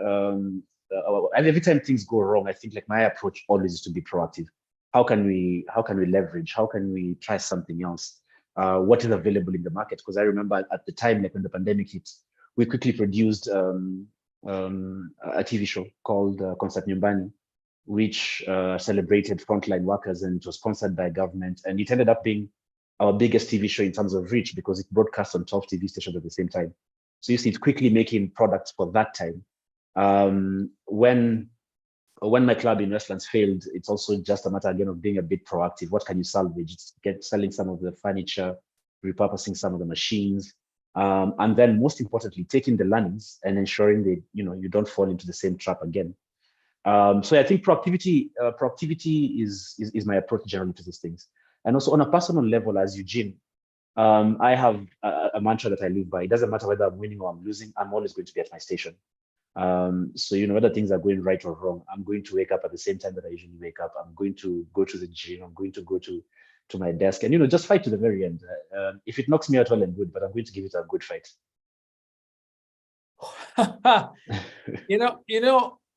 You almost ate into my next question, because I was thinking about it and I was just saying, you seem like a very driven person. It seems like you are very thoughtful and creative. And I was going to ask, how do you find the time? But you seem to have answered that question in saying that it's a discipline of actually time to think, plan, process, re-energize. I like that you said I still go to the gym no matter what, that's an important part. Talk to us about that. Where did you get such an attitude in life? How did you develop that? And talk to us a bit about that time to think and solve problems, if you don't mind.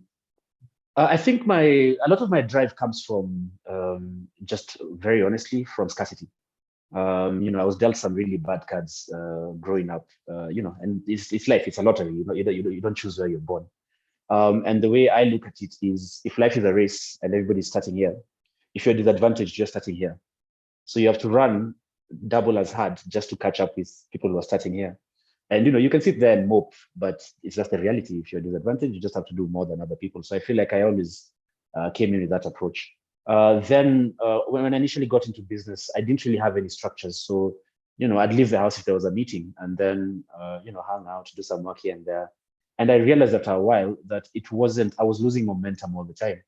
So, and just from reading books and understanding that if you eliminate some decisions and if you just stick to a structure in how you live your life, that you gain a lot of momentum.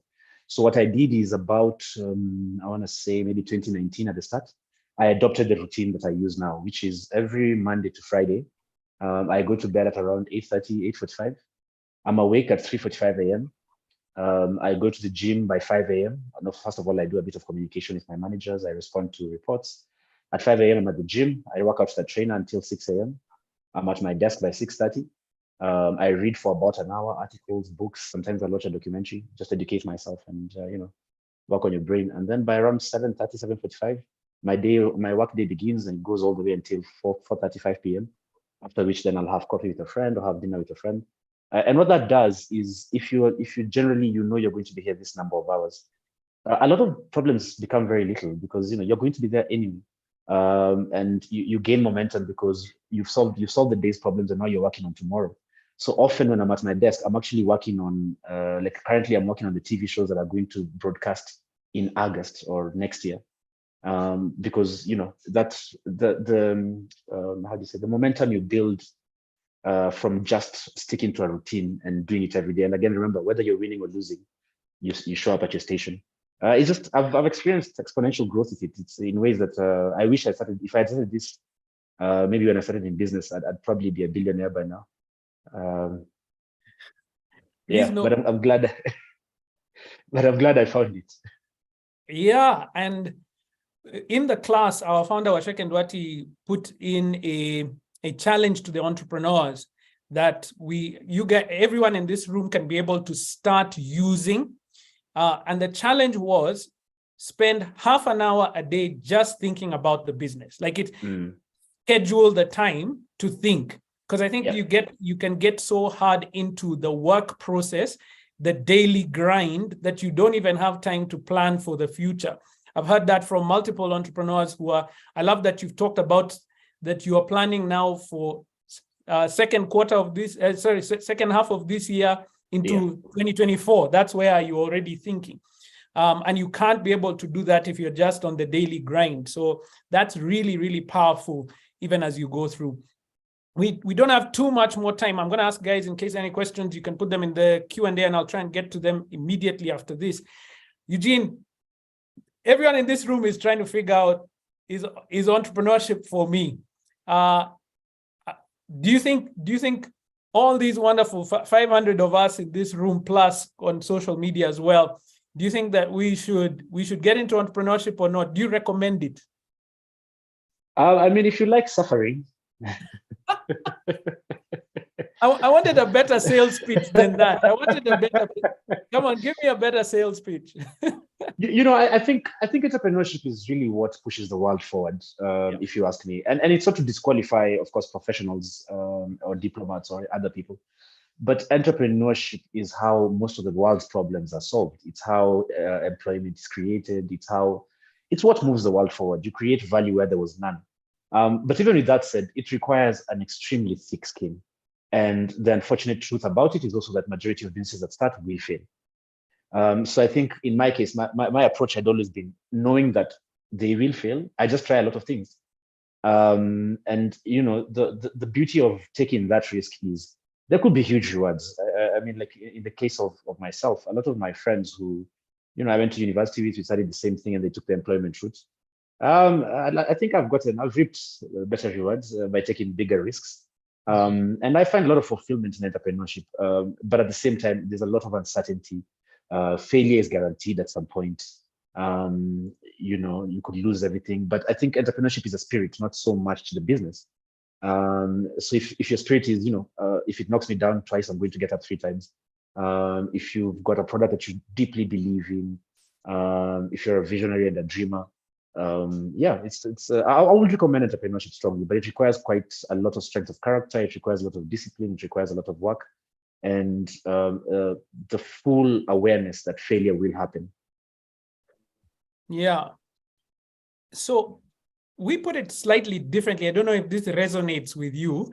I know you said it tongue in cheek that if you like suffering, can I put it slightly differently for you? Then you'll tell me if you think about it. We say is that growth only happens in discomfort. Like you can't grow unless there's something that is, use your gym example and everything else that's going on. When you go to the gym, it's not a comfortable experience. You're actually stretching and it's pushing against something that's difficult that forces you to grow, and you actually gain the benefit of that growth along the way. I don't know if that resonates with you. Very well. You've worded it much better than I did. I had to make the sales pitch. The suffering word was a bit hard for guys. I was making people run away. No, but it's true. Any kind of success that you're going to find in this world comes through stretching, through pressure, and it's through discomfort. That's it. That discomfort causes you to rise to the occasion. And I love the example that you've given. Wow, you should see all the comments that are coming through in the chat box. Just talking about, very inspiring, the idea that always give it a fight, like be at your station. I love that as well. Yeah. I'm going to take a couple of questions now that have come through on the chat and the Q&A, and I wanted to hear your opinion on them and what your experience is. We've got someone saying, can you launch 2 or 3 businesses at the same time? Have you ever done that? Have you ever gone through such an experience? What was it like? I feel like for me, at any given time, I'm running 2-3 different things. And part of it is because I think I get bored easily. So I just need to constantly be stimulated. So like at the moment, we are running the main TV production company, running Number 7. We've got a digital platform we've launched, and we have a makeup line with Betty Chalo that's coming out in March. But there's pros and cons to it. Of course, a lot of my mentors, the mentors you ask, will tell you that the best thing to do is to focus on one thing. And just do it very well. And that's, that school of thought has its backing. But like in my case, I feel like I'm also an adventurer. Like I like to constantly be stimulated. I like suffering, so to speak. I think I have launched several products at the same time, but especially if you're starting out, it might not be a very good idea to spread yourself thin. Because like I have the privilege of teams, I have teams that I'm able to work with in the different projects. So it's almost like I play an oversight role. But when you're starting out, it's just you, it might not make much sense to try and run 3 different things at the same time. Find success with one and then leverage off that one that's working. I love that advice. Success in one to leverage, and the experiences will help you as you go forward. Love it. So here's a more targeted question to you. What skill set would you attribute to your growth? What skill set? I would say perhaps it's a discipline. The discipline does play a big role. Ability to learning to communicate well, that has played a very big role for me. Being able to articulate your ideas, being able to write well and do proposals and stuff. From very early on, I learned how to write proposals, and I learned this from the internet. I didn't go to business school. So the ability to be able to articulate whatever it is you're trying to sell plays a really, really big role. Then the discipline and learning to learn. And that usually requires a lot of humility. You think you know what you think you're smart, but you really aren't usually.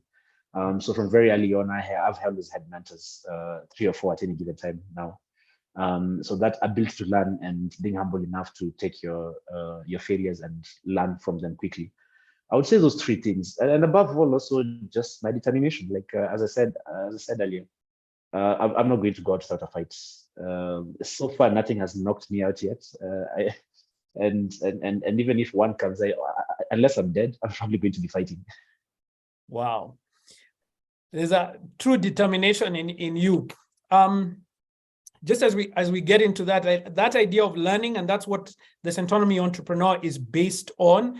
As Eugene has said, having mentors around you, those who've gone, what a mentor is somebody who's gone through it and can challenge you and call you out on certain things that are there. And when you're in the Centonomy entrepreneur class, you're going to find peers who are in business, peers at different levels. You're going to find the trainers who are also in business are going to assist and be able to get into the right spaces that are there.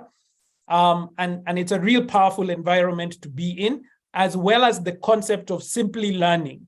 So like for many people, Eugene, I know you got it quite early on, that idea of understanding how a business makes money, that that profit is not your money. You need to figure out, how do I get cash from this and work it out. This is something that we're really trying to build into this hustler mentality that's there. So the Centonomy entrepreneur will help you out with that. One last question.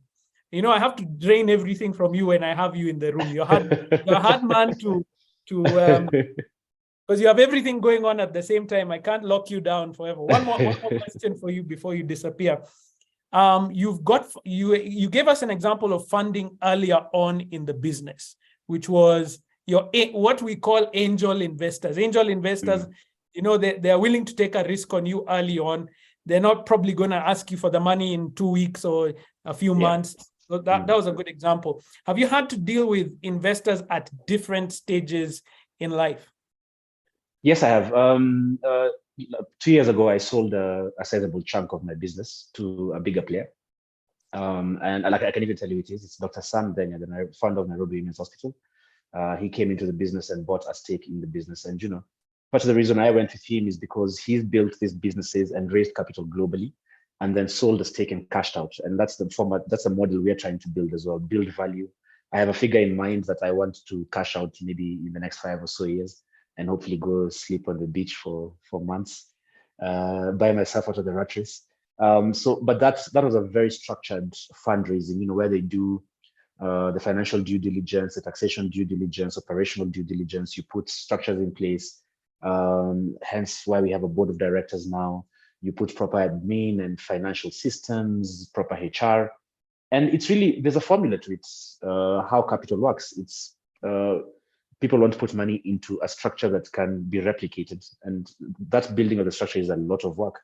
And it's a lot of boring. For any entrepreneur, it's a lot of boring administrative work. It's documentation. It's going back and combing through your taxes and paying the ones you skipped. It's so it was a very painful process. But yes, we are properly structured now as a business. And I feel it's also, if you're an entrepreneur, it's also something that you must actively be aware of, because a business is like a child. When they're young, they can be dirty and run around and have mucus in their nose. But as they grow older, they need to clean up, and especially if you want it to be big. So then we are at that stage where now we've formalized everything. proper structures, minutes for everything. And the idea again is to build enough value that we are able to attract an even bigger investor. And we have some people in mind. And my hope is that I will be able to cash out in about 5 years or so. And in line with that, I went with a partner who has done it already. So then we are following the same formula, and I really hope it works out. So yeah, I'm at a level of structured fundraising. That is amazing. Thank you so much for your time, Eugene. I know if you have 3 businesses running, I'm sure your phone must be ringing as well, even during this session. I actually don't work on weekends, Waithaka. Hey, sorry, I apologize. I sleep and I have a good time. look at me assuming someone is busy doing things. He has already broken through that wall of having to work the whole time on that side. Guys, let's give Eugene a hand virtually on the chat box if you can also, and just you can see all the comments that are coming through. Do check them out. Yeah. And also obviously you can have a look at some of the questions you might be able to answer in the Q&A together with Edward as well. We really appreciate your time. God bless you as you get into that space. Yeah, let's hear the story when you cash out in the next 5 years. Yeah. And how that goes. Somebody has said, please write a book. Okay, that's the next project. When you're on the beach, write a book for 5 years from now. Oh man, all the best. Thank you so much. Thank you, Waithaka. Yeah. Bye for now. Everyone, you can see all the gratefulness that's there because we are learning and we're building from this. Ladies and gentlemen, this entrepreneurship journey, as we've said before, can be lonely, can seem as if you're alone. No one else understands what you're going through.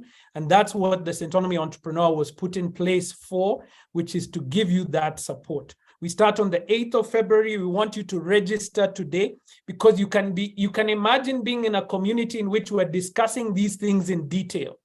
You can, in a 2-hour session like this, we can only touch on certain items. We can only give you some inspirational thoughts. But when Eugene says, put structure in your business, when you come into the class, we're going to spend 3 hours plus on structure alone, and then link that structure to the finances in the business, to raising capital in the business, to the legal part of the business, which includes how do you bring on board partners? How do you effectively work with others within the industry, suppliers and that. So when you come in for a session like this, let me just disabuse you of a notion. This is not the Centonomy Entrepreneur class. It's not. This is simply a taste, a webinar to help you to understand the value of the class which you're going to come for and register for today, which is the Centonomy Entrepreneur Program. We start on the 8th of February, as I said before. You're only required to come in once a week, either on Wednesday or Saturday. So 8th February is the Wednesday, and then that Saturday, 6 p.m. East African time or 9 a.m. East African time. The same class is taught twice. So in case you miss it on Wednesday, you can come in on Saturday. If you know you're going to miss Saturday, you come in. However, we encourage the discipline to be there consistently. Then you're able to benefit from all the various areas that are there. So you register with 1,000 today through M-Pesa or through the account which I'm about to put up on the screen. And then the rest of the payments can be done in installments. We understand cash flow. In fact, that's one of the lessons that you're going to go through. So this is the time to register. So you can imagine when we talk about the thought process, structuring your time as the entrepreneur, we have a whole section on that. When Eugene was talking about the idea of be in the fight, we have a whole section on that. When you're talking about bringing on board an investor, we have a whole section on that. Structure, we have a section on that. When you talk about understanding the customer and re-strategizing, we have a section on that in the program. And so this is the time to do so. In case you have not done so, take a quick screenshot so that you can register today. When you register, we will send you all the material. So you get the orientation pack so that you know what is expected of you between now and then. It also gives you the time to put together your payment plan. When you register, you will receive that orientation pack and get all the details of how the program is going to work, and you can be able to find that as we go along. Please do make that choice today. As you can see, we've got lots and lots to get through. These are the modules that you're going to go through, 14 weeks, and it's practical. So when we do the entrepreneurship mindset, you'll be given an assignment to go and actually work on your mind for that week, schedule the time just like Eugene gave you, put aside that moment so that you're able to work ahead of where the business is. Then you go into design thinking. You have an assignment to go and speak to your customers. If you have yet to start your business, don't worry. You go and speak to potential customers. When you come to fear and vision, you lay them out so that you can be able to see, how do I overcome them?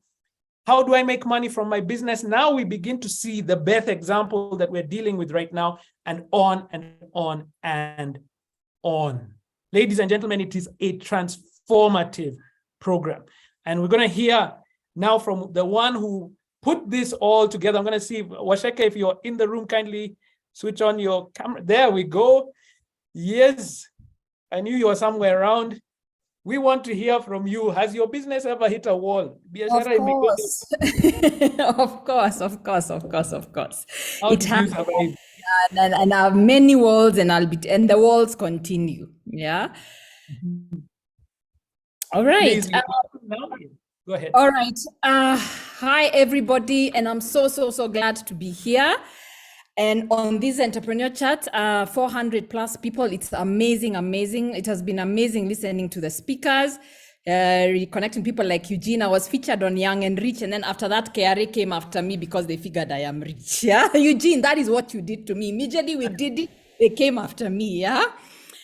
But yeah, today we are talking about how we unlock business. And I just want to give in these 15 minutes, just everything through my story. And sometimes when I come last, I feel so, hi Ben, who's saying hello, but because all the speakers have actually talked about everything I want to talk about. So sometimes it looks like I'm copying, but I promise I am not copying them. Yeah. And I was giving this story to my team the other day. I have dogs. And those dogs, so that to stop them from going to the neighbor's house, because we live in a community where there are many houses, we had to put a fence, yeah, a barbed wire fence. Now, they got picked, part of it was electric, they would get shocks. And now, even after we removed the fence, we realized the dogs were not going to the neighbor's house because they've learned that is the boundary. But those are dogs. Ladies and gentlemen, us guys, especially in those in business, we can't afford to operate like dogs. But let me ask you, how many times do you actually operate like you're inside a fence? And I think to break these barriers and to take our businesses where we want them to go, we actually have to operate outside of the fence. So, first thing I want to ask you, why are you in business? I want you to write a statement that has meaning to you. And today I want you to leave out all those nice things we like to say, impact, customers, all those things. What's in it for you? I had failed in several businesses before I started Centonomy. I'd gone through all these things of feeling so burnt out in my last businesses because those businesses were 100% dependent on me.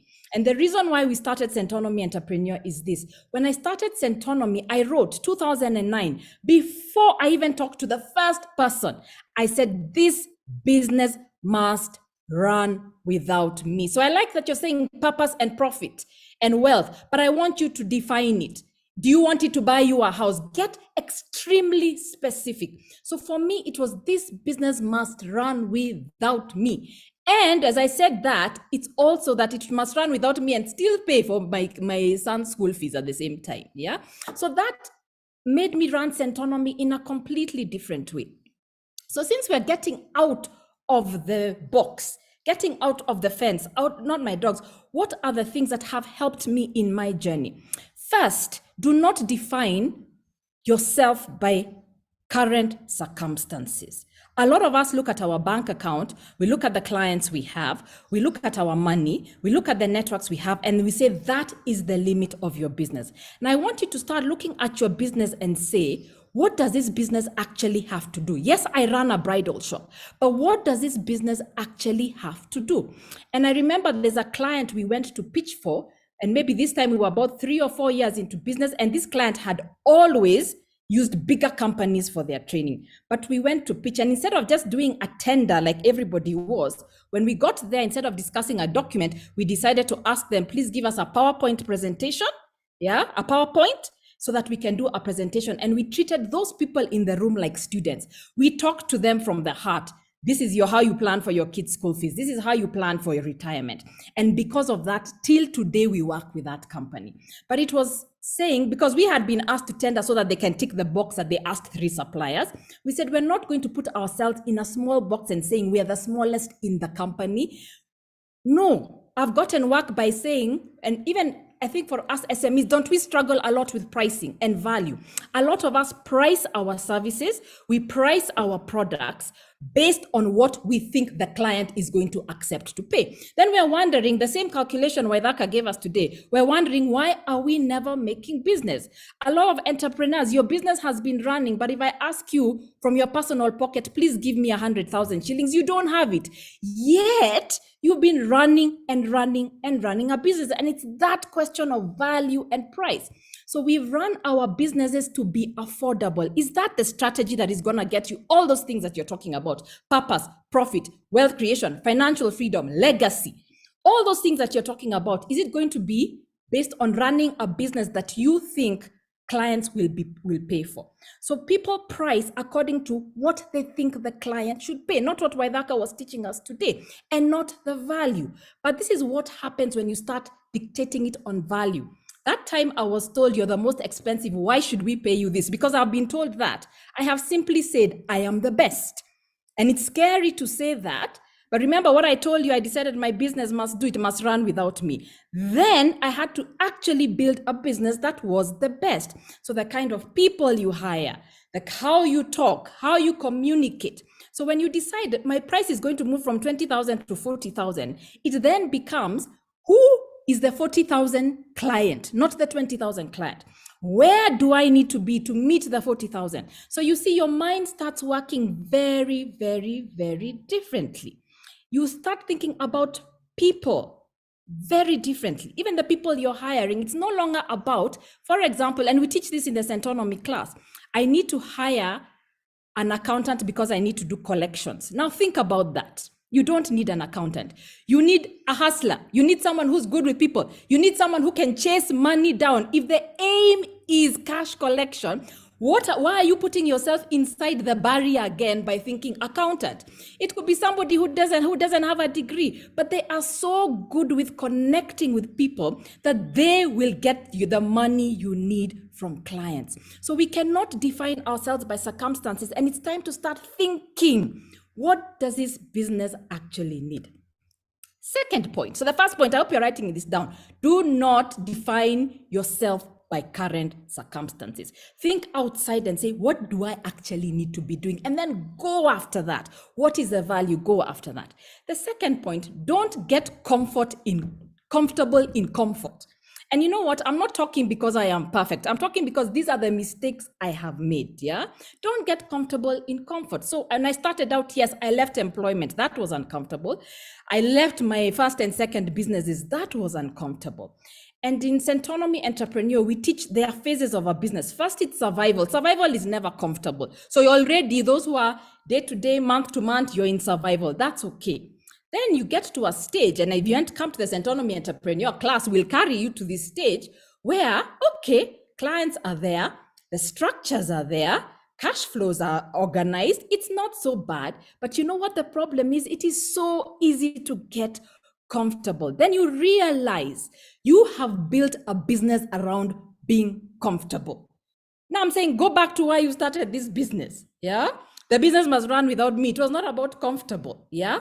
Then you wonder why things happen. COVID happens, the pandemic happens, and it busts your bubble on comfort.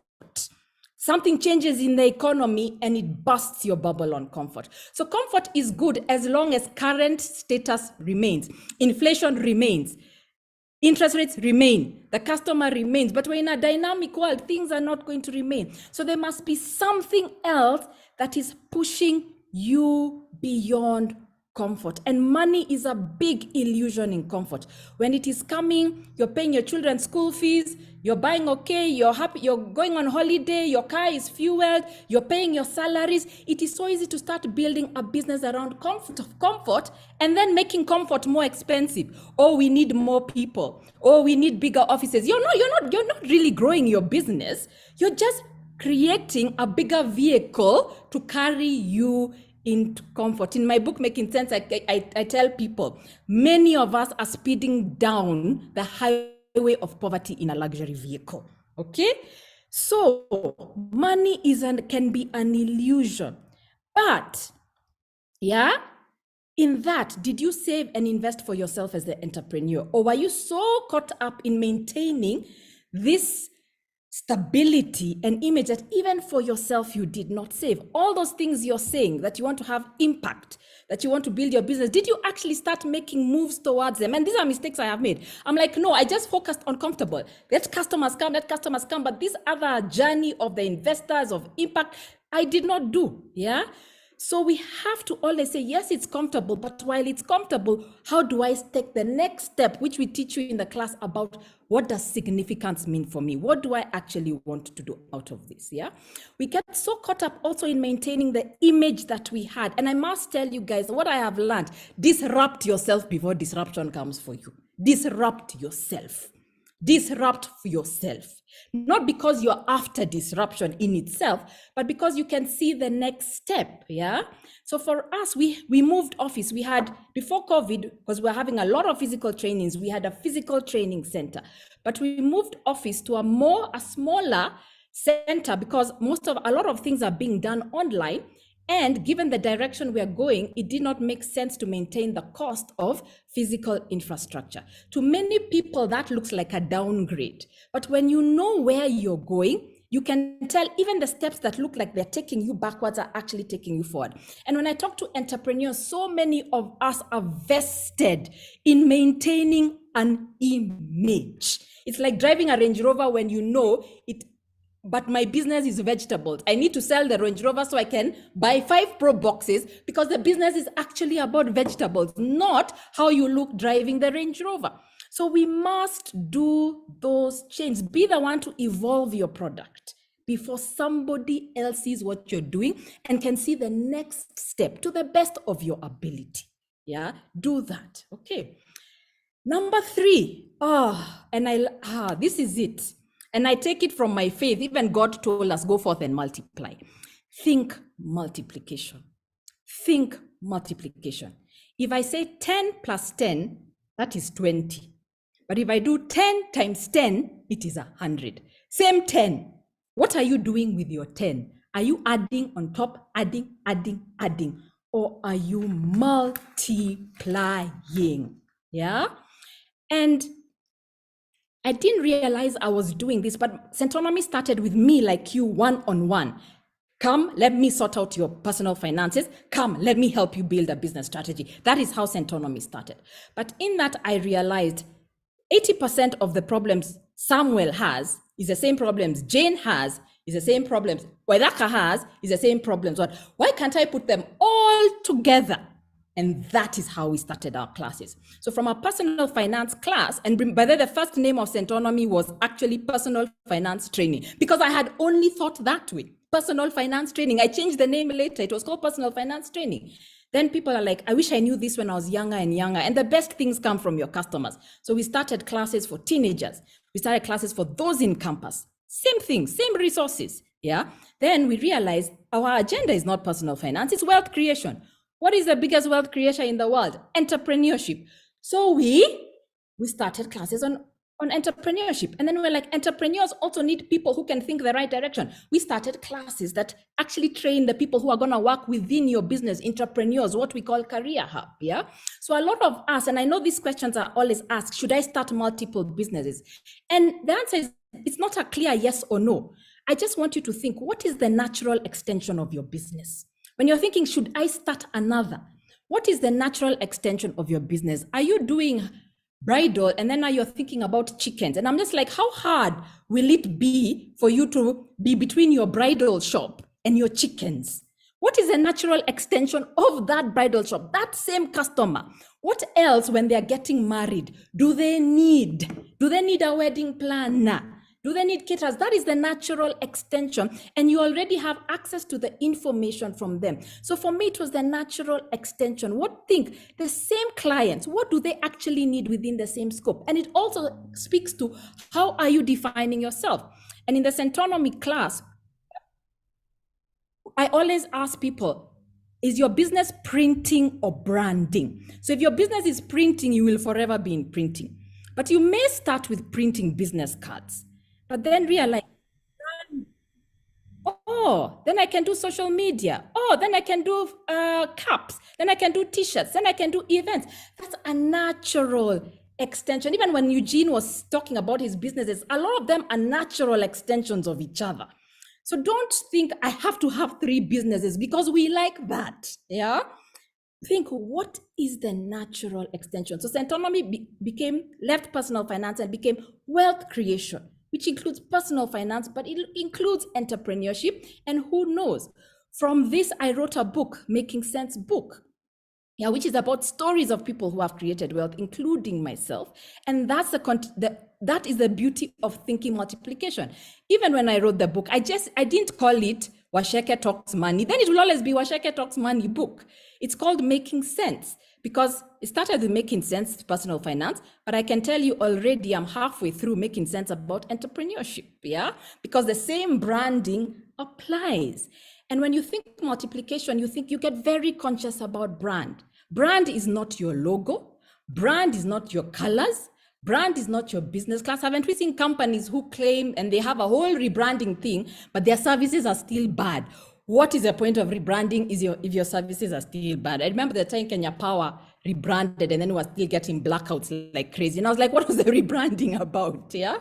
So branding, from a very personal perspective, it's the salesperson who sells when you are sleeping. That is it. Ask yourself, who would sell when I am sleeping? That means somebody is somewhere talking about you. Why are they talking about you? Because they had a good experience with you and you made it easy for them to talk about you. That is brand, and it's part of multiplication. Those are the things. Don't focus on how many people you are always going to sell every day. Yes, go do your sales to 10 people. Like Beth, the way Beth can only do 24, is it 24 people a week? Or I can't remember the exact maths, yeah? But focus on what makes it possible for not just my time. For me, even though I can personally sell to 10 people, in that same time, 100 people heard about me. That is how you build a business that works without you. It is being conscious about that. And the last one, my last point here, is time. People have talked about time. All this happens because of use of time. This multiplication, think about multiplication this way. What is we always talk about my return on investments, my return on money, have I broken even? I'm going to ask you, what is your return on time? Your return on time. For every 1 hour you spend at work, what are you getting out of it? So if 1 hour is 1 client and you're 1 person, you can understand the return on time is going to be very low because it's going to be completely based on what you personally can do with 1 hour. But if you become conscious about time, you're like, how can I multiply that 1 hour? Do I get somebody to help me? Do I get clever with advertising? Do I get clever with branding? If that 1 hour seeing the person who 10,000, can my 1 hour be spent seeing the person who will pay me 100,000 shillings? So please ask yourself as you go on this journey, even for those businesses who've been there 3+ years and you've already been running. So you already know the survival trap, running, but feeling like you're not going anywhere. Start asking yourself, and this is a huge part of the class I teach. What is your return on time? And you as the entrepreneur, using your time properly. So your time will be spent doing the work. But like everybody has said, and I promise you, I did not speak to Eugene before I talked about this. Are you learning? What are you learning? Who are you learning from? Are you thinking about your business? And I'm not saying thinking about the problems of your business, not thinking about how you will sell your clothes to the customer, not thinking how you will collect money. Those are the things I know you have to think about. But are you spending some time thinking on your business? if I had one shop in Nairobi and I wanted to have another shop in Kampala, what do I need to do so that I can go to, this can happen in Kampala? Or I need to have networks in Kampala. How do I build networks in Kampala? That is what I'm saying, thinking on your business versus thinking in your business, which then leads you to the journey of working on your business versus working in your business. And as I end today, just remember, the floor of your business can be anything. Any of us can hit rock bottom anytime because of anything. COVID can happen, your bank account goes down. The economy can happen, the floor can be anything. And I think in the fear class I teach, we are so scared about the floor. Yet most of the things, many of the things we can't control. Some of them we can control if we come and learn. But if something changes significantly in the economy, I'm not the president, I can't control it, Something changes the bank. So the floor of your business can be anything. And we worry so much about the rock bottom. Will it go? Will I fail? But this is what you have to understand. Your business, there's a ceiling as well. Every house has a floor and a ceiling. The ceiling of your business is you. That is the most scariest thing. Why isn't my business growing? Please look at yourself. Your business will, while you're worrying about the floor, there's a ceiling you're not seeing. And that ceiling is you. The ceiling will be as high as you permit it to be. What are you learning so that your ceiling is higher? What are you exposing yourself so your ceiling is higher? Where are you deciding to do because your ceiling is higher? What is your leadership skill so that the ceiling is you? Are you going to focus on the floor or the ceiling? Nobody built a house and didn't put a ceiling. Nobody built a say, hey, come and see my great house. It only has a floor. There's always a ceiling. So what kind of ceiling are you going to be is my challenge to you. I hope we'll see you in the entrepreneur class to actually discover that ceiling, and you will join us on the various journeys and the stories of people that we're going to carry you along with. And we hope it is you next time who will be talking and telling people this is what I did. So thank you very, very much for having me here today. And I'll hand over back to Waithaka. People, you now understand why I chose to come and work at this company. I live around this almost all the time. It's challenging to me, but also it has helped me grow. That challenge pushes you to grow. Thank you, Sheke. There's some questions for you before you go, please. There's someone here who was asking, are there some books you can recommend as they prepare to come into the class? Any books that you can think of? Of course, if it's about money, you must read Making Sense. But there's a book by a guy called Michael Gerber called The E-Myth Mastery. I mean, if you're preparing to come into class, that is a really, really good book because he talks about entrepreneurship as let you start the journey of entrepreneurship and let entrepreneurship actually find you. And even from the very beginning that I taught the entrepreneur class, I used that quote. So I would say even when I started business, that was a book that resonated with me. Yes. Lee is asking, how do you deal with the imposter syndrome in business? How do you deal with that? Liz, that is why you're going to come for a 3-year fear and vision class, because we tackle it in 3 years. But this is what I want. 3 hours, not 3 years. Hours. 3 hours. Sorry, 3 hours. 3 hours. And in the class, we keep referring to this, whether it's imposter, fear of failure, fear of rejection. All of us are carrying things into our relationships, even our relationships with our business, that because of things that happened such a long time ago. And we call those the thief. So imagine there's a thief in your house. And then we are usually so petrified of this thief because of certain things that have happened. So Liz, I'd ask you why, to just go further. Why do you feel like an imposter? Then go, why? And the reason you start with and you go deeper, why, you probably think it's because I fear failure. But when you drill down to it, you realize it's because I'm scared of other people's opinion. So you've actually seen it, that fear for what it is. Then we start the journey of investigating. But like with every fear, feel the fear, do it anyway, and then keep track. Don't stop there. Keep track of how you're defeating it. You say, today, I felt the imposter syndrome, but I still went and talked to the client. Write it somewhere and pat yourself on the back. Go have a good cup of tea somewhere because you did something. But just understand, fear is a journey. It is somebody in the vehicle you're trying to drive, but they are in an imposter. They shouldn't be there, and your work is to get them out of the vehicle. Naomi said she wants a 3-year class on fear. 3 years. Here's another question. 3 hours. It's okay. 3 hours. No, she wants it. She wants it. A 3-year class. Yeah. So how do you become an entrepreneur if you don't have the business in mind? What problem do you want to solve? Don't think about a business. Think about a problem you want to solve. And I think in the class we talk about this, there's a difference between being an accountant and one who runs an accounting firm. And so many people are focused on running the accounting firm, but they really don't know what it's about. So ask yourself, what problem do I need to solve? And then what happens for me to be able to solve that problem? So when you're an accountant, you can just focus on the accounting. But when you're running an accounting firm, that is a different problem. Now you have to manage people, you have to look for clients. So there are many other things. So that is why we say it's good to be passionate about the business, but it's also important to be committed to the cause. Yeah, because there's some things that you're not going to wake up every day in the morning and be like, woohoo, I'm passionate. No, not every day is going to be like that. Yeah.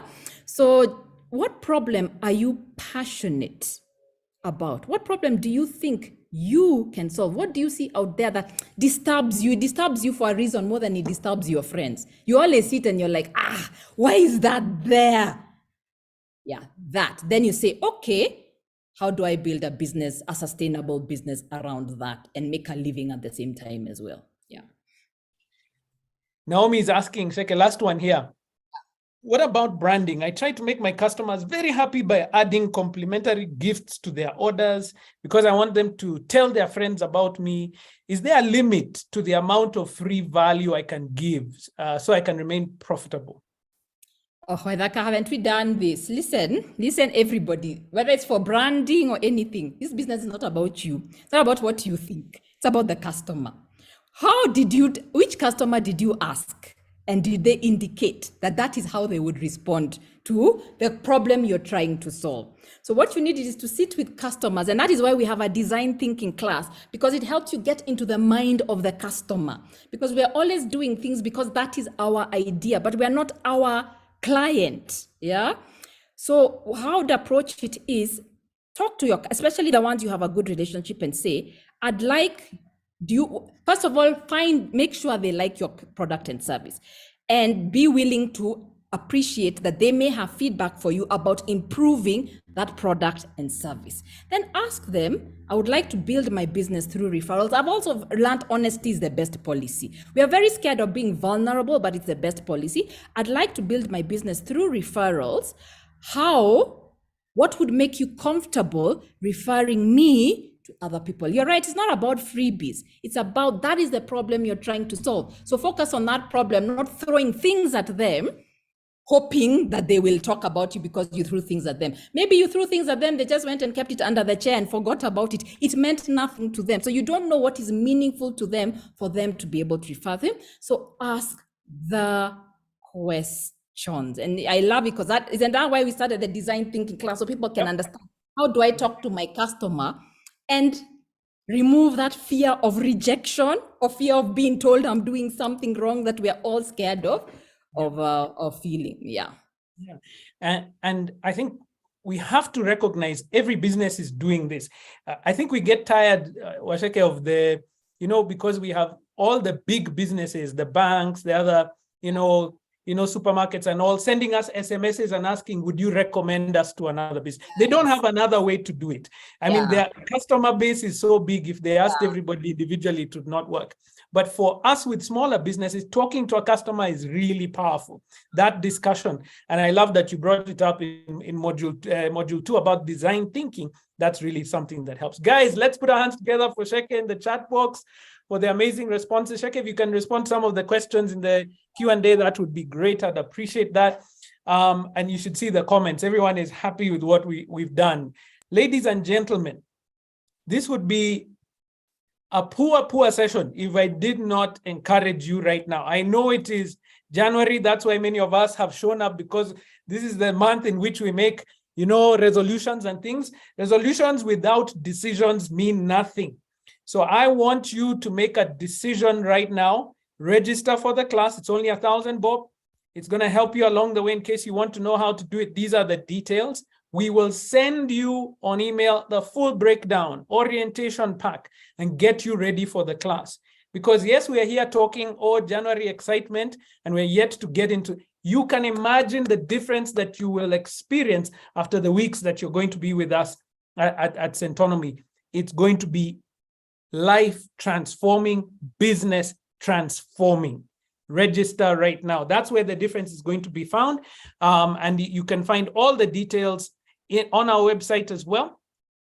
And we will have this talk on our social media as well. Everything that we've gone through here, in case you want to come back to it, marinate in it a little bit more, you have an opportunity to do so as well, even as we go forward. So this is the time to register for the class. Let's help Beth out before we leave, isn't it?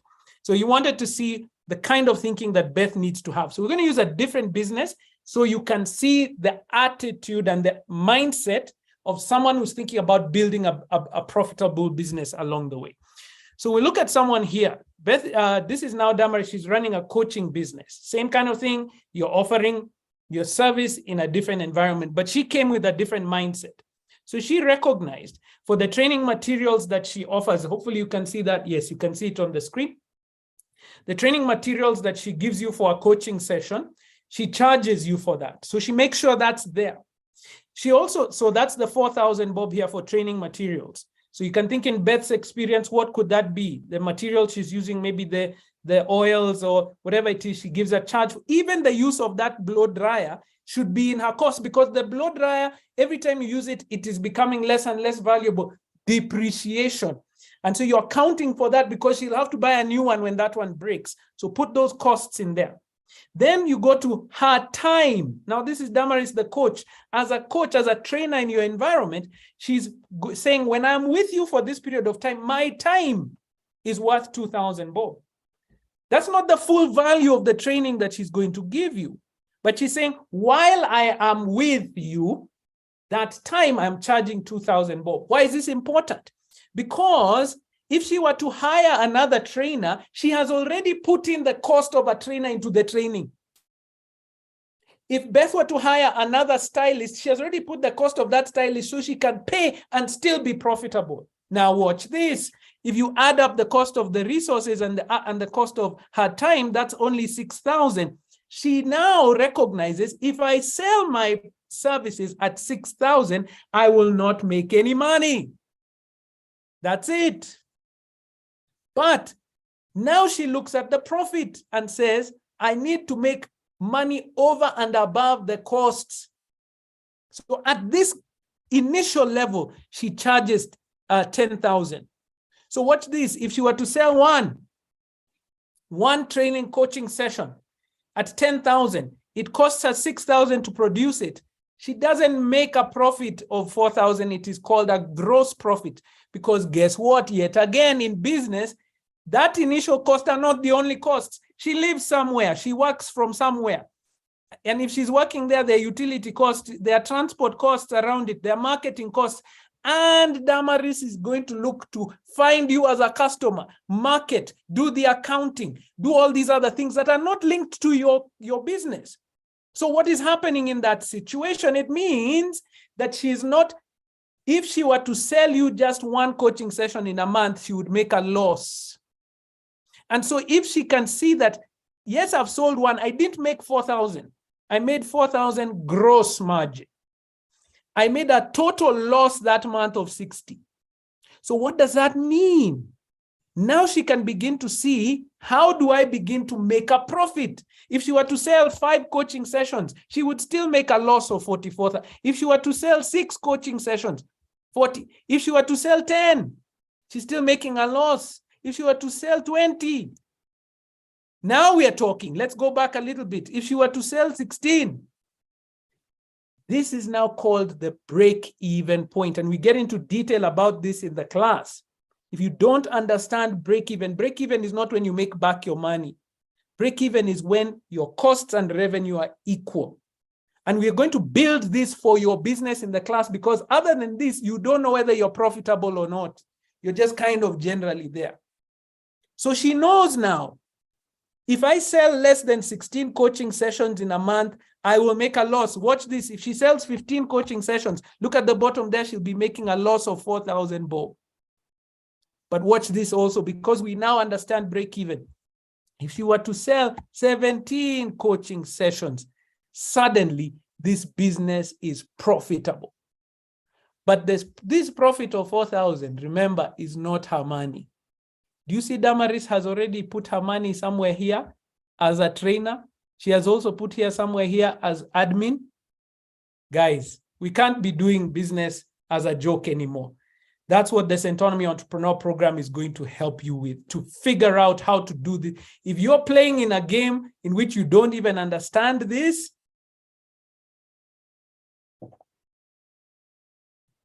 that's what we're talking about. What do I mean by ENT? Oh, on the paper. Let me put that back up there. Just the letters ENT, because we run multiple programs here at Centonomy. When you put your name and write ENT at the end, that will allow us to know which program you're signing up for at Centonomy. So this is for the Centonomy Entrepreneur Program.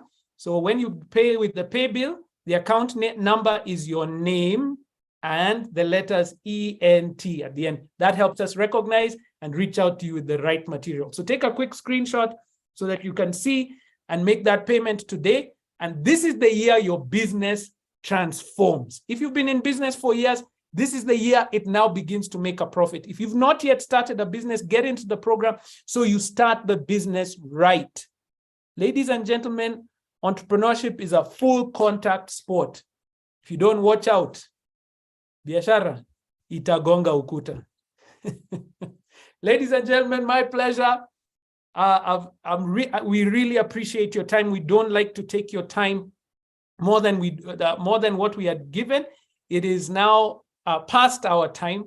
We want you to start and get into business the right way. In case you have any questions and you want to find out a little bit more, please do reach out to Ruby at centonomy.com. Her details are there on the screen. The phone number is there as well, +254 700 80 112. You can see it there at the bottom of the screen. You can write it down, or you can reach out to Ruby at centonomy.com on email and she will get back to you.